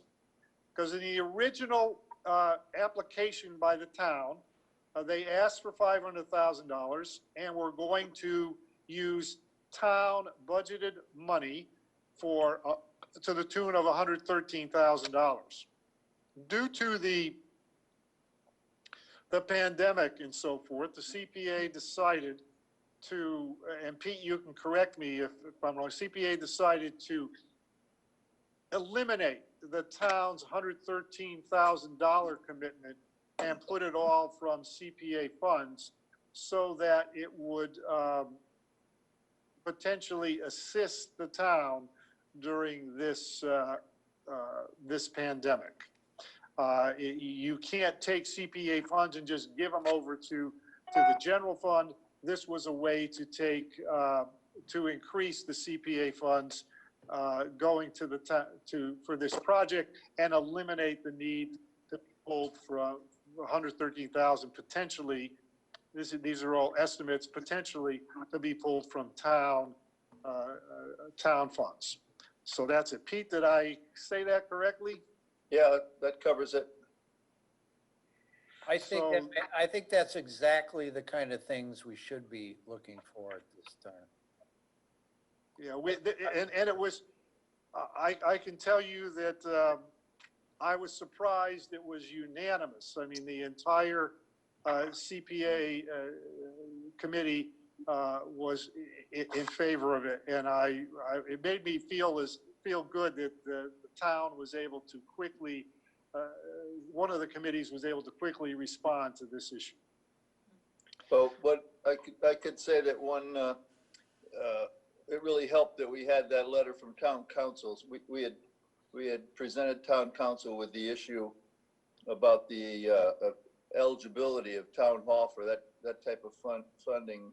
And basically the letter from town council said that you could use CPA funds for the whole building, even the newer parts, because there are historic artifacts in there, photographs, records. So when Silvio originally applied, we weren't clear on that, and there's some difference of opinion on the committee. But then with the letter from town council saying that we could use it on the whole building, it made it a lot easier and clear what we could do. All right. Any other discussion on that? Okay, do I hear a motion to approve the Eastham Town Hall preservation for Listen, 630. Jerry, shouldn't we do a motion, shouldn't a motion be to amend our previous decision on this article, increasing the CPA historic preservation to 613,000? Actually, I don't. We never I'm voted not- on the other one. Oh, yeah, Yes, we did vote on it, 6-0. but it's a presentation. It's not us changing it to 613. It's coming from CPA committee. So we're approving the increase that was requested from the Community Preservation Act committee. Okay. So I think that maybe we do that. Do I hear a motion to approve the CPA, the Eastham Town Hall Preservation CPA funds from 500,000 to 613,000 as requested by the Community Preservation Act Committee? Somebody can So just say, moved. so moved. There you go, Peter. Thank you very much. Do I hear Thank a you. second? I'll second. Okay, any further discussion? Anyone have anything to say? All right, we'll go through the vote, which will have to be recorded. Art, Yeah, aye. Fred, Aye. Pete, Aye. George, Aye. Tom, Aye. Steve, Aye. Rick, Aye. Mary, Aye. Jerry's aye, 9-0. Okay, now let's go to where George was. We're gonna find, I have to find it here, where the plastic ban, 22, Article 22. Article 22 in the current, the most recent draft.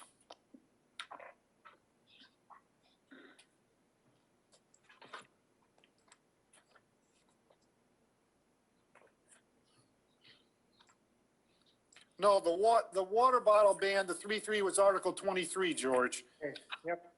Petition on commercial single-use water bottle ban. That was the one, the last meeting on 3-3. It was 3-3, that's correct. It was I think I sent it around, this one,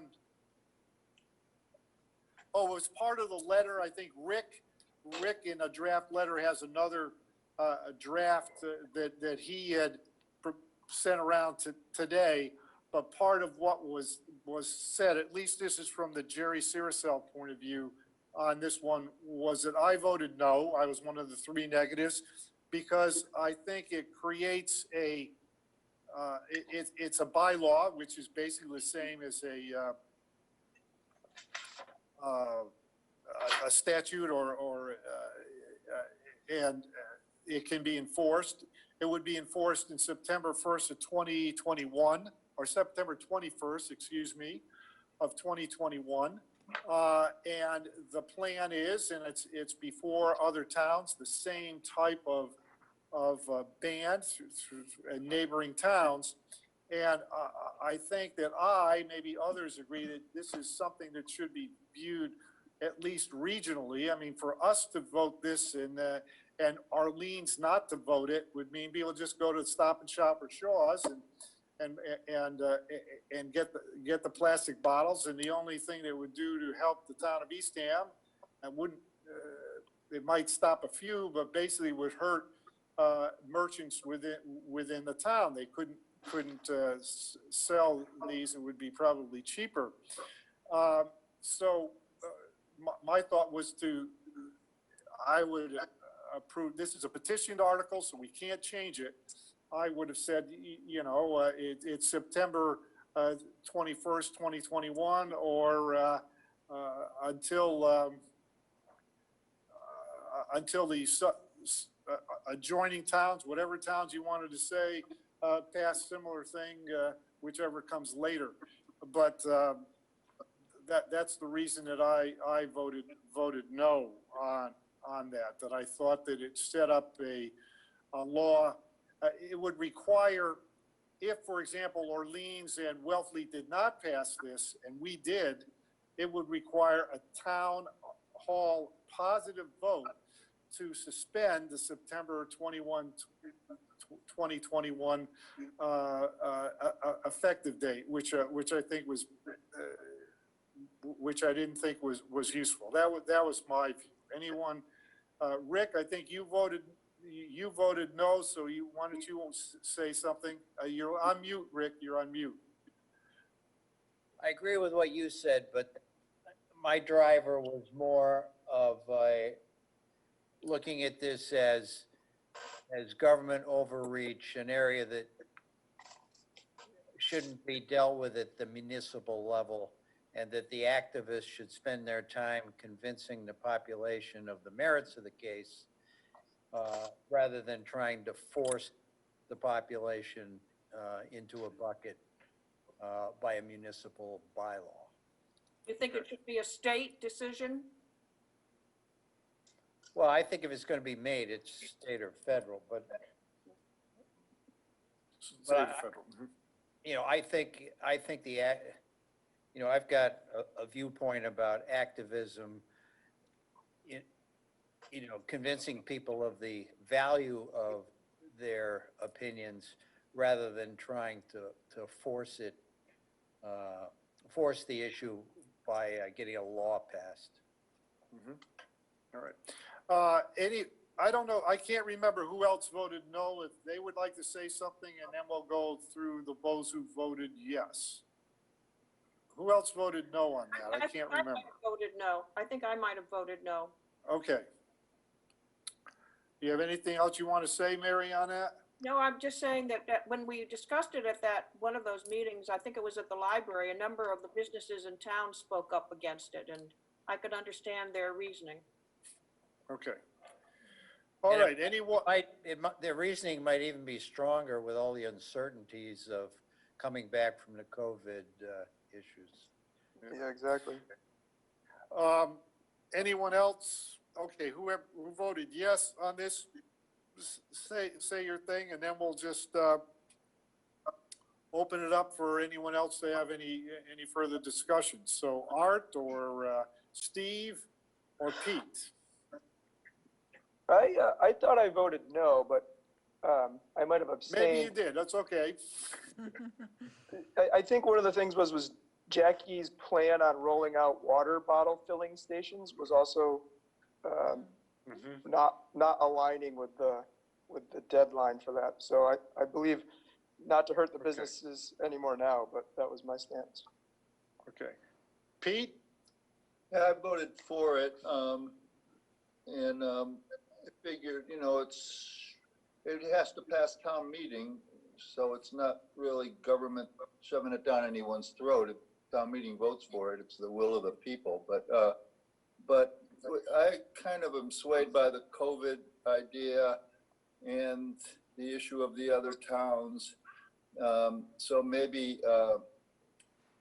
it might be smarter to wait on this one, and I think I'll change my vote to vote Art? against it.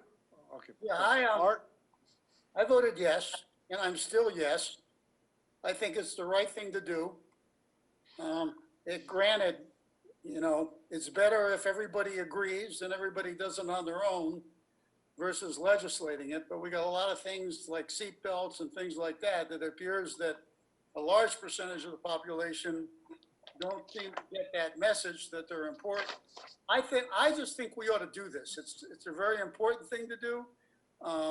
And we could screw around with it and wait and see what other towns do, but my opinion is we should bite the bullet and do it. All right. So, Can I have one more comment? oh, yes, you may, Rick. On the overwhelming support of this at town meeting last year? There were 207 voters at town meeting last year. I think I remember it was a challenge to get a quorum. And many of those were mobilized by the activists. So there may be an overwhelming support in town for it, but the town meeting results, you can't draw that conclusion. All right. Tom or George or Fred? I wasn't at the meeting. I support what this is, the intent of this, what it's trying to do, but I have this, concerns about it needing, in my opinion, to be regional or statewide or something like that, because otherwise I think it's going to put Eastham vendors, you know, in a difficult position. People cross the lines to go and buy their plastic bottles elsewhere, and that business will be lost. So I would rather see it being done on a regional basis. George? I would oppose the proposal. It's a prohibition that applies specifically to selling, which means that it really applies to vendors and vendors in the town of Eastham. And that to me is just unfair, because it's just too easy to get around what this concept is trying to accomplish. People who vacation here will bring their own bottles. People will go into Orleans to buy it. People, to me, it's punitive, and it's not respecting the views of the businesses located in the town of Eastham, who are the ones directly against whom this would apply. So I would oppose it. Fred? I'm for it. Okay.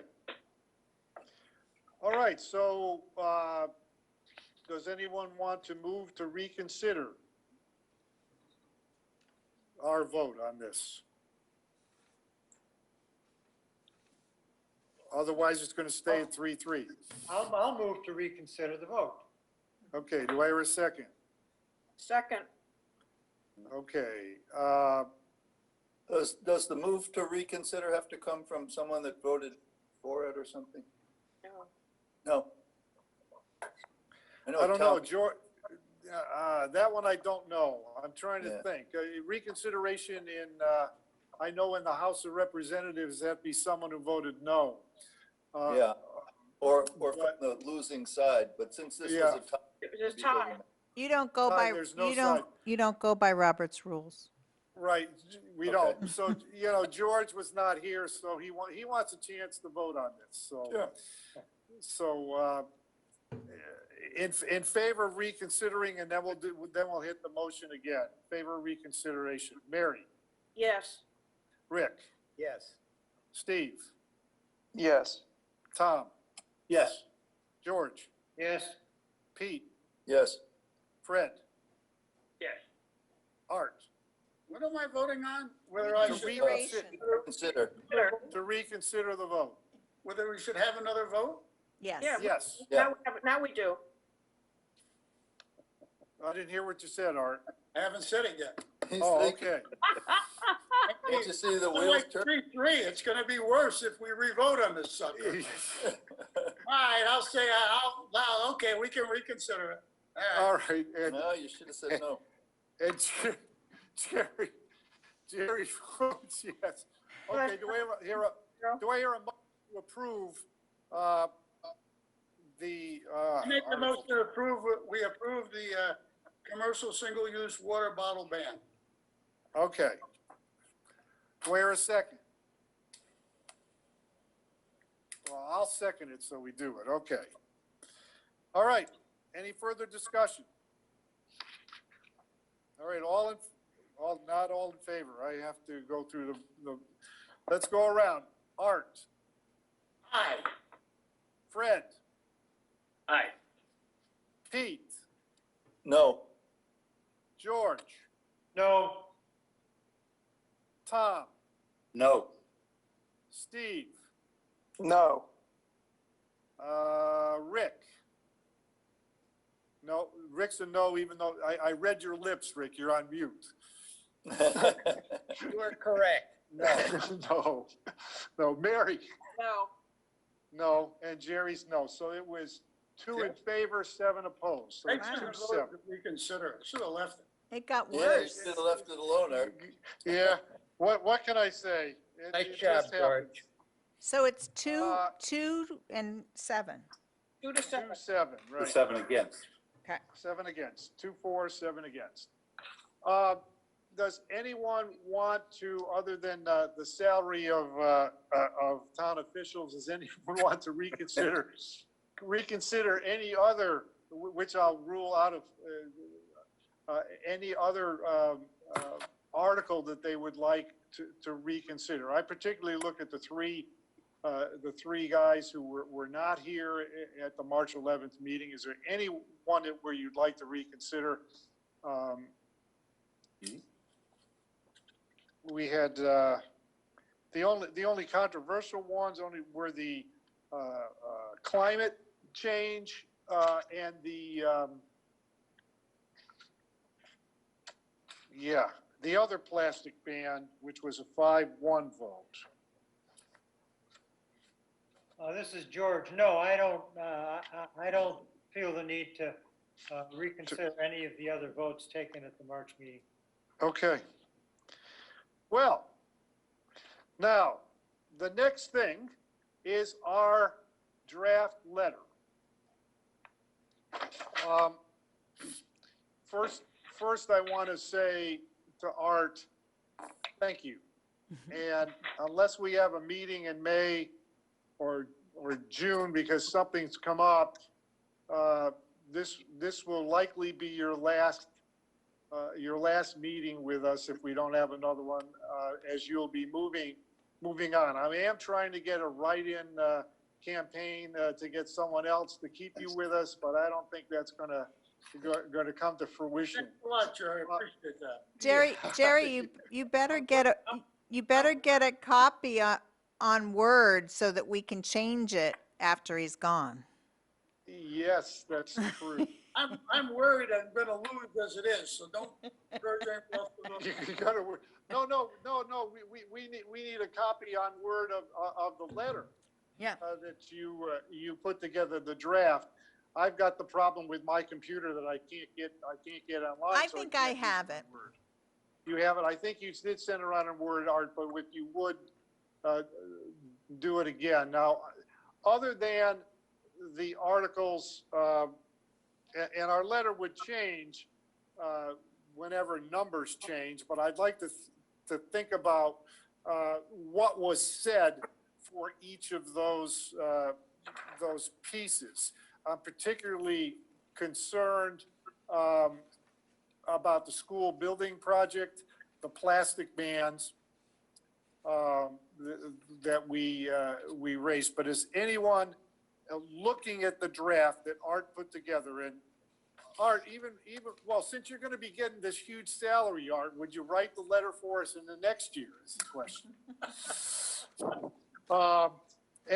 Anyway, anyone have any thing that they want to discuss, other than the last one where the Art had a proposal, I had a proposal, and Rick has just recently sent around another proposal for that last thing, talking about the two plastic. Rick, when did you send that? I didn't. I sent that to Jerry today. I didn't Jerry? send it, Oh, I 'cause did didn't not see it. send it to everybody. Oh, So I haven't let me, seen. let me see if I can send it. Hold on a second. Mhm. Let's see if I can send what I sent. Nope. It's in Where Word, is it? it's in Word Oh, format. yeah, wait a second. I can't find it on my inbox, but I will in a second. Nice. All right, I'm going to forward this to everyone now. Let's.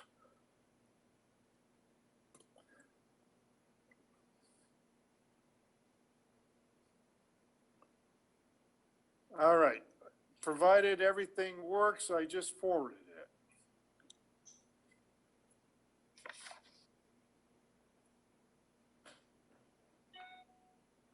Everybody, am I still there? Yeah, there we go. I never know with Zoom, but let's go, except for that last paragraph. Did anyone have any issues with any of the other points that were made in that letter? I had a couple. Go ahead, Mary. In the, first, second, third, in the fourth paragraph, in the third to end sentence, Art has, it is hundreds of thousands of dollars in arrears. He's talking about OPEB. OPEB, yes. I would like to change that to millions. I don't think we're being honest when we say hundreds of thousands. Right, okay. We're millions of dollars in arrears, because I think it's, what, $28 million or something is the, Right. I don't know what it is today, but that's what it was, it has been in the past. Yeah. Where is that? See, 1, 2, 3 is the fourth paragraph that starts Article 2, and then it's the, I think it's this third, Millions of dollars in arrears? yes. yes. I don't think there's any problem with that. Go ahead, Mary. Another one? Then the next the next paragraph starts Article 4. And I think you've got the impact on the tax bill for the 911 system. And I think I looked everything up I could find. I believe that number is $40.92. Oh, the blank. Mhm. You've got XXXX0 dollars. 4092? I think it's $40.92. Right, yeah, I believe that's the case. Okay. Then in the, under item 3 about the high school, it's, let's see, 1, 2, 3, 4, 5, 6, the sixth sentence under number 3. I think you have an S after the word for. It should be during the 4 years, not the 4's years. Yes, should be 4 years, yes. All right, I'm sorry, where is that? In item number 3, under the high school discussion, Yep, okay, I'm there. it's about the 4th or 5th sentence in in the number 3 under that article. It starts during the 4 Number years. 3. Yeah, during the, okay, 4 instead of 4. Okay. Right, that's just Yep. a typo. That's a typo. Then under Article 9, keep going. It's the, let me see, it's the 1, 2, second sentence. I think it should be, our ability to attract a diversity of people to locate in our community depends upon the financial, which is, I agree with, and then I think you should say, and educational. Financial and educational support. I don't have any problem with that. Okay. And then in the next, you say, then you say we individual and family, I think it should be we individuals and families. We are in competition with all our neighboring towns to attract younger individuals with an S and families. Okay, Yep. And the next sentence, preschool and after-school programs as well as food programs year-round are the types of support. You've got are the type supports. I think it's the types of support. Right. Yeah, you gotta fix that one. That's Mary's baby there, Art. sure, I think we found the person to write it next year. Yeah, I think I have. Now. Now, Uh, are we talking about the two articles, I mean, the proposal that Art wrote and then the proposal that you wrote, Jerry, and now we're looking at the proposal that Rick wrote? Rick wrote, yes, but I want to before we go to that, does anyone else have any other comments on all the stuff that Art had put together prior to that, the Articles 22, 23, whatever the numbers were in there? Yes, I've got a comment. Yep. On Article 8, that's at the bottom of the first page. And the sentence that I'm looking at, it's the one, at least in my printout. It says FinCom recommends this article for 3 main reasons. And it's that next sentence that bothers me, because here we are, as a finance committee, recommending something that's going to be a $96 million debt for the town. And that sentence just doesn't say the reasons very well. It's just it's a weak statement of why Okay. the town should incur $96 million in debt. Where are you? Article 8. He's in the Article 8 one, he's in before you go to the 3 reasons. Oh, How would it read, George, if we took that sentence out?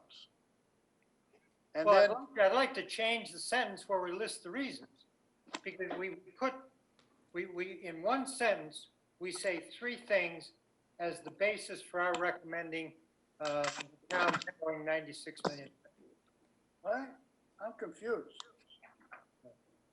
You see, Yeah, but the paragraph begins, Article 8 is the Nauset Regional High School building project. Right, and it said, FinCom recommends this article with 3 main reasons. Yeah, Okay. And so we're saying what the reasons are, so what am I missing? what are you recommending?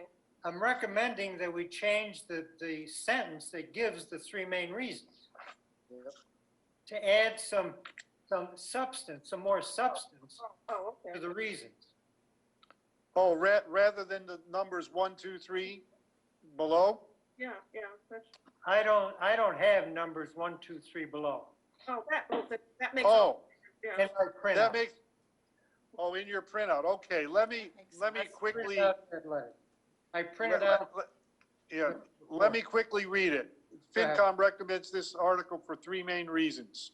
1, the high school showing its age, the state's agreed to fund a portion of the 131 million, and goes on. Then number 2, if the high school requires a major repair, the entire building must be brought up to code, which would cost approximately $97 million.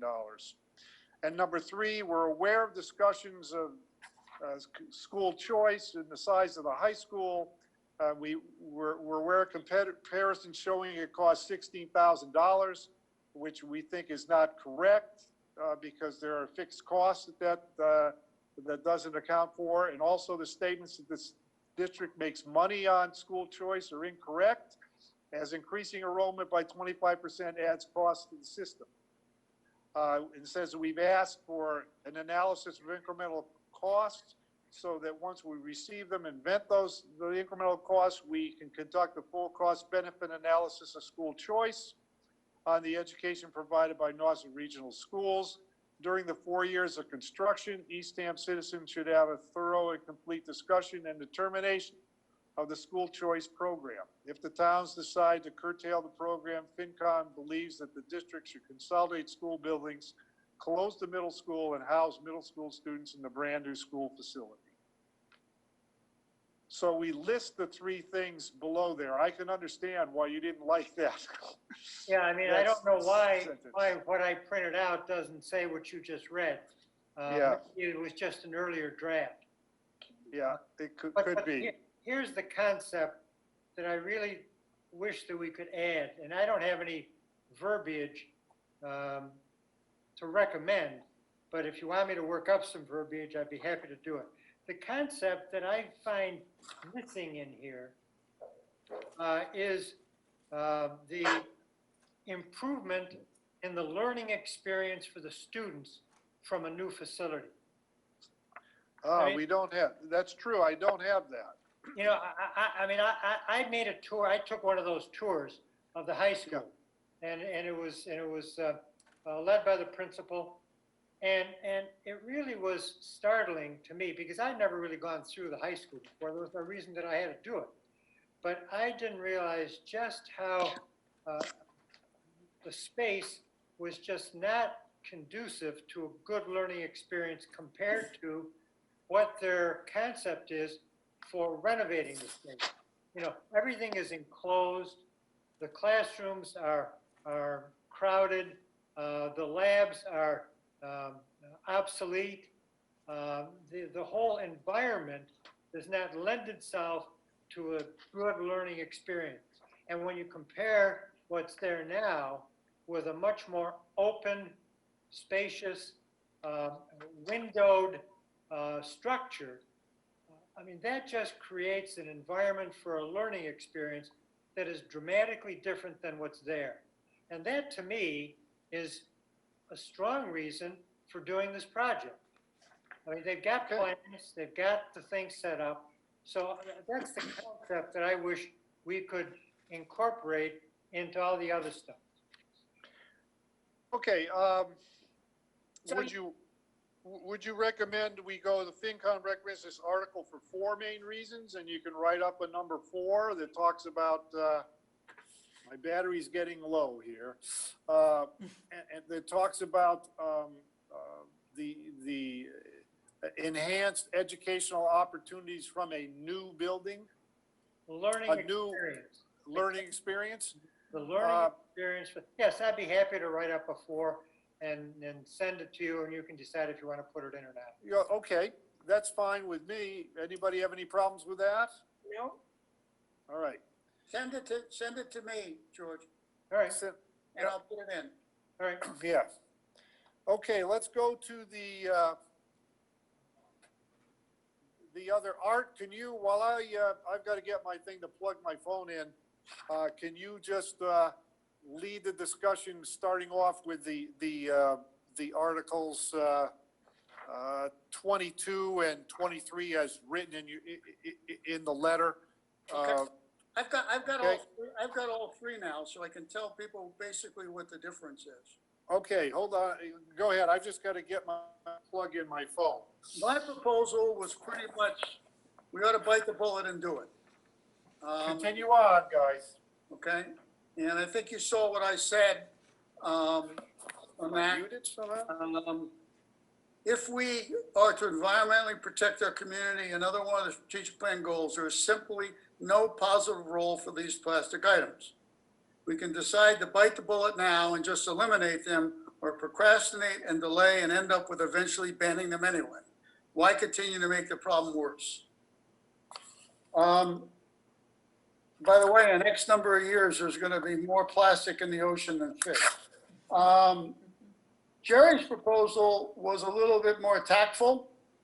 And basically his decision is, some of the committee believe it's past time to take these steps and avoid further delay.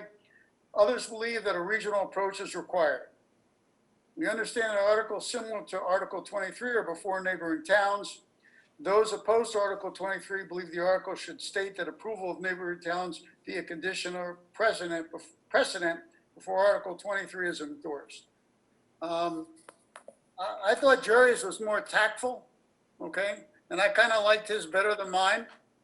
But since he's not on the phone and you can't hear that, that's good.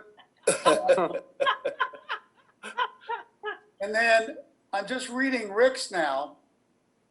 And his is, others believe, some in the committee believe it's past time to take these steps to force compliance with these initiatives and avoid further delay. Others believe that forcing people to conform to these initiatives rather than convincing them to voluntarily change their behavior based on the merit of arguments, like that's ever going to happen, Rick, is government overreach, Editorial. especially at the municipal level. We understand that articles similar to 23, Article 23 or before neighboring towns, some opposed to Article 23 believe that the article should state that approval of neighboring towns be a condition precedent before Article 23 is enforced. My description up top too, and I think the current vote of 5-1. You'd have to change the vote because it all says 3. Yeah. I describe it as mixed support by the committee, although the concept of protecting the environment and Eastham strategic plan goal is universally supported. Okay. Since it's 2-7 anyway, I don't give a shit what we do, but. You gonna write that in?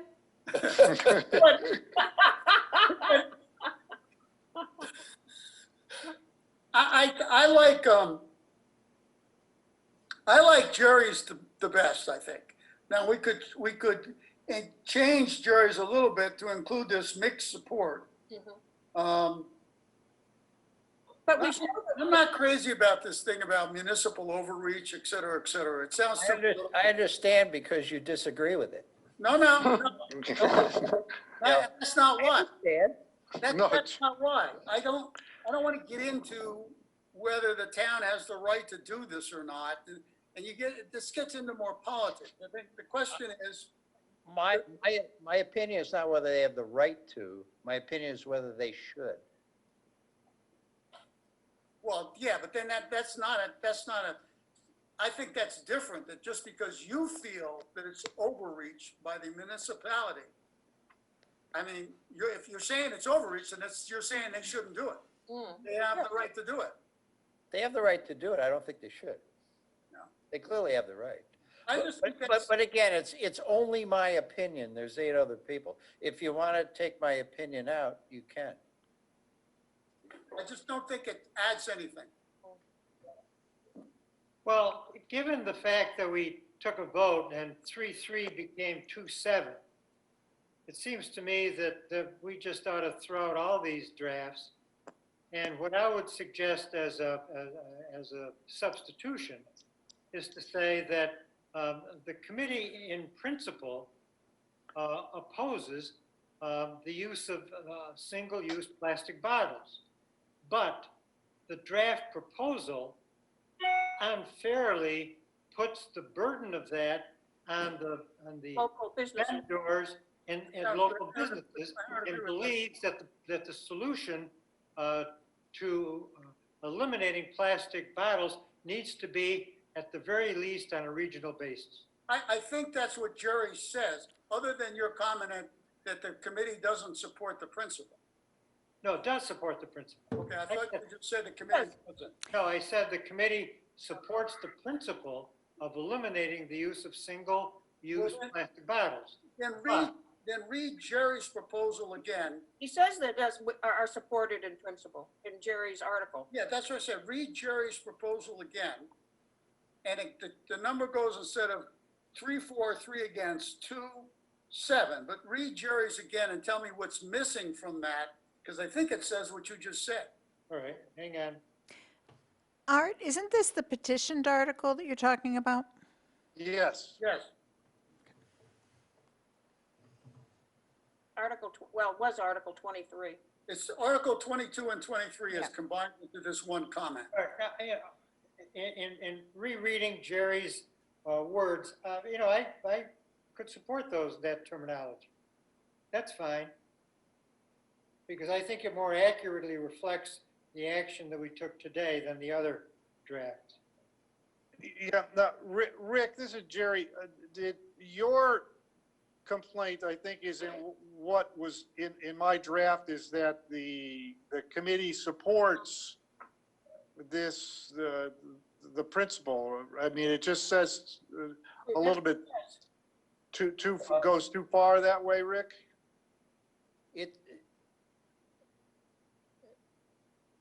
Yeah, it's the principle of having this a legal, club.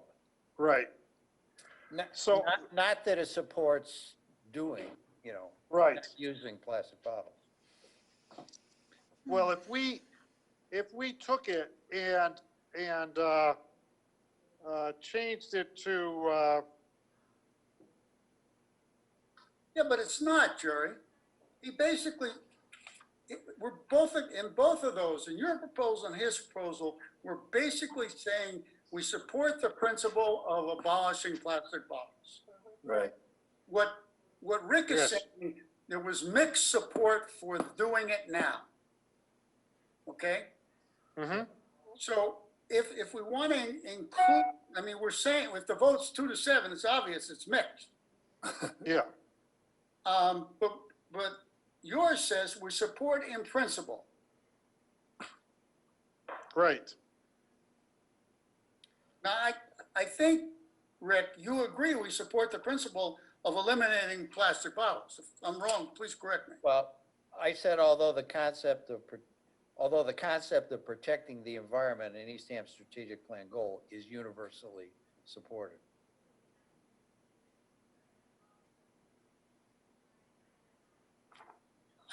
I could put that in there instead of what Jerry said. I don't. Yeah, yeah, All right. I think that's I put that in because I think that's an important point.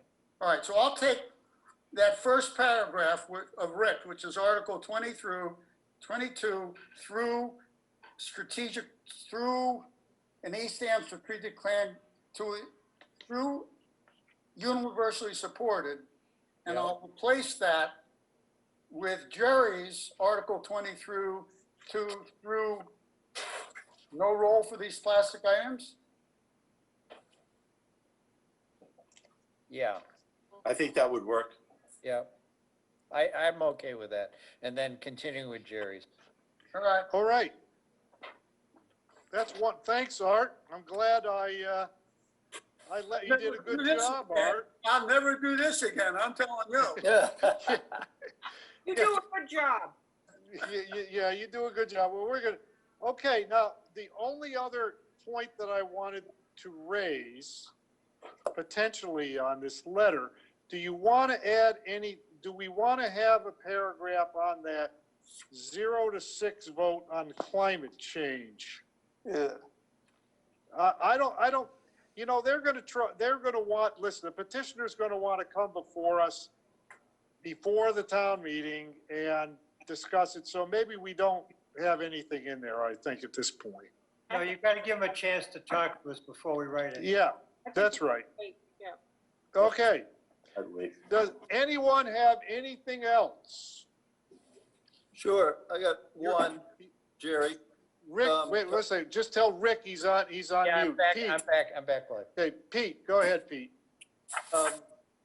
Art mentioned the possibility of Finance Committee writing a letter to the paper in support of the school project.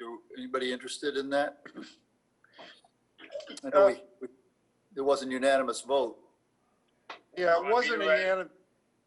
Yeah, we're afraid to write it. Yeah, Fred can write it. I think that was more of, Art's thought was to have it as a unanimous vote, if it were a unanimous vote, so it's really not. My own thoughts are with this being pushed off, because it requires, once the first town votes on this, if they vote yes, there's a 60-day time limit.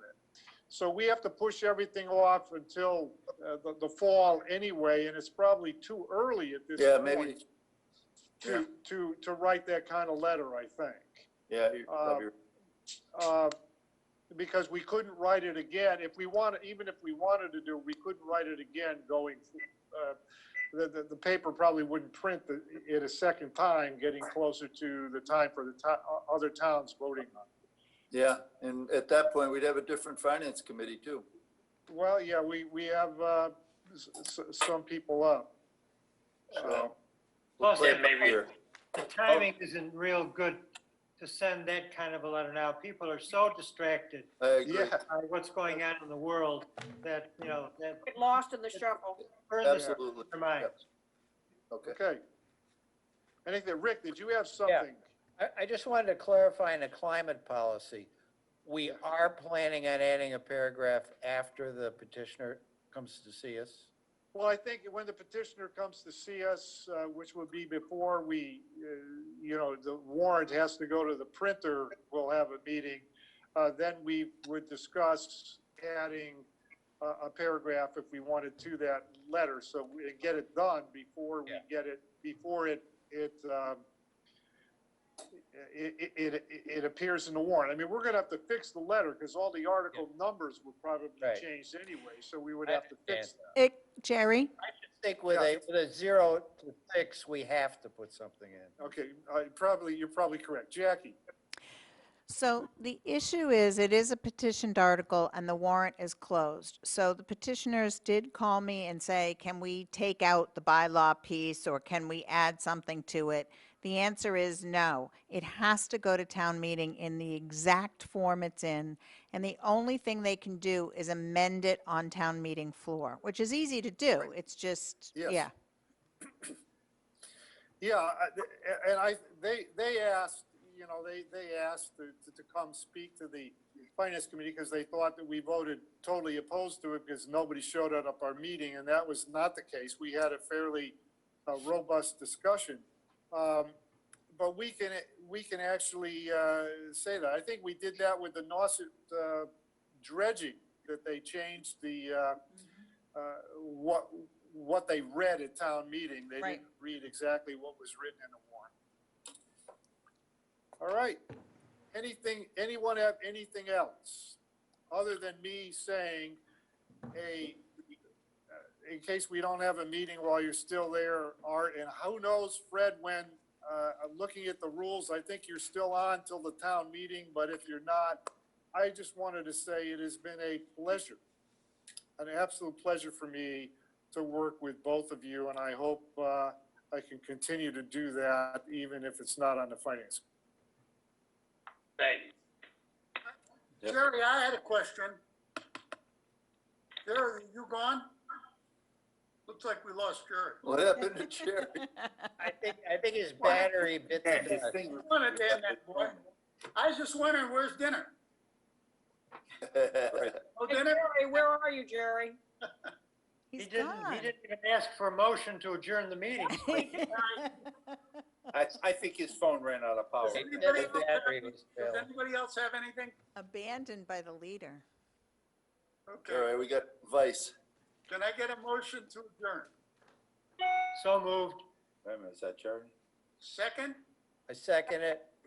Okay. Mary, Yes?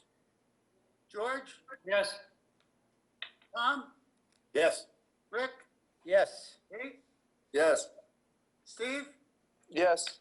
Art? Yes, Fred? I'm gonna run. Yeah. Bye-bye, guys.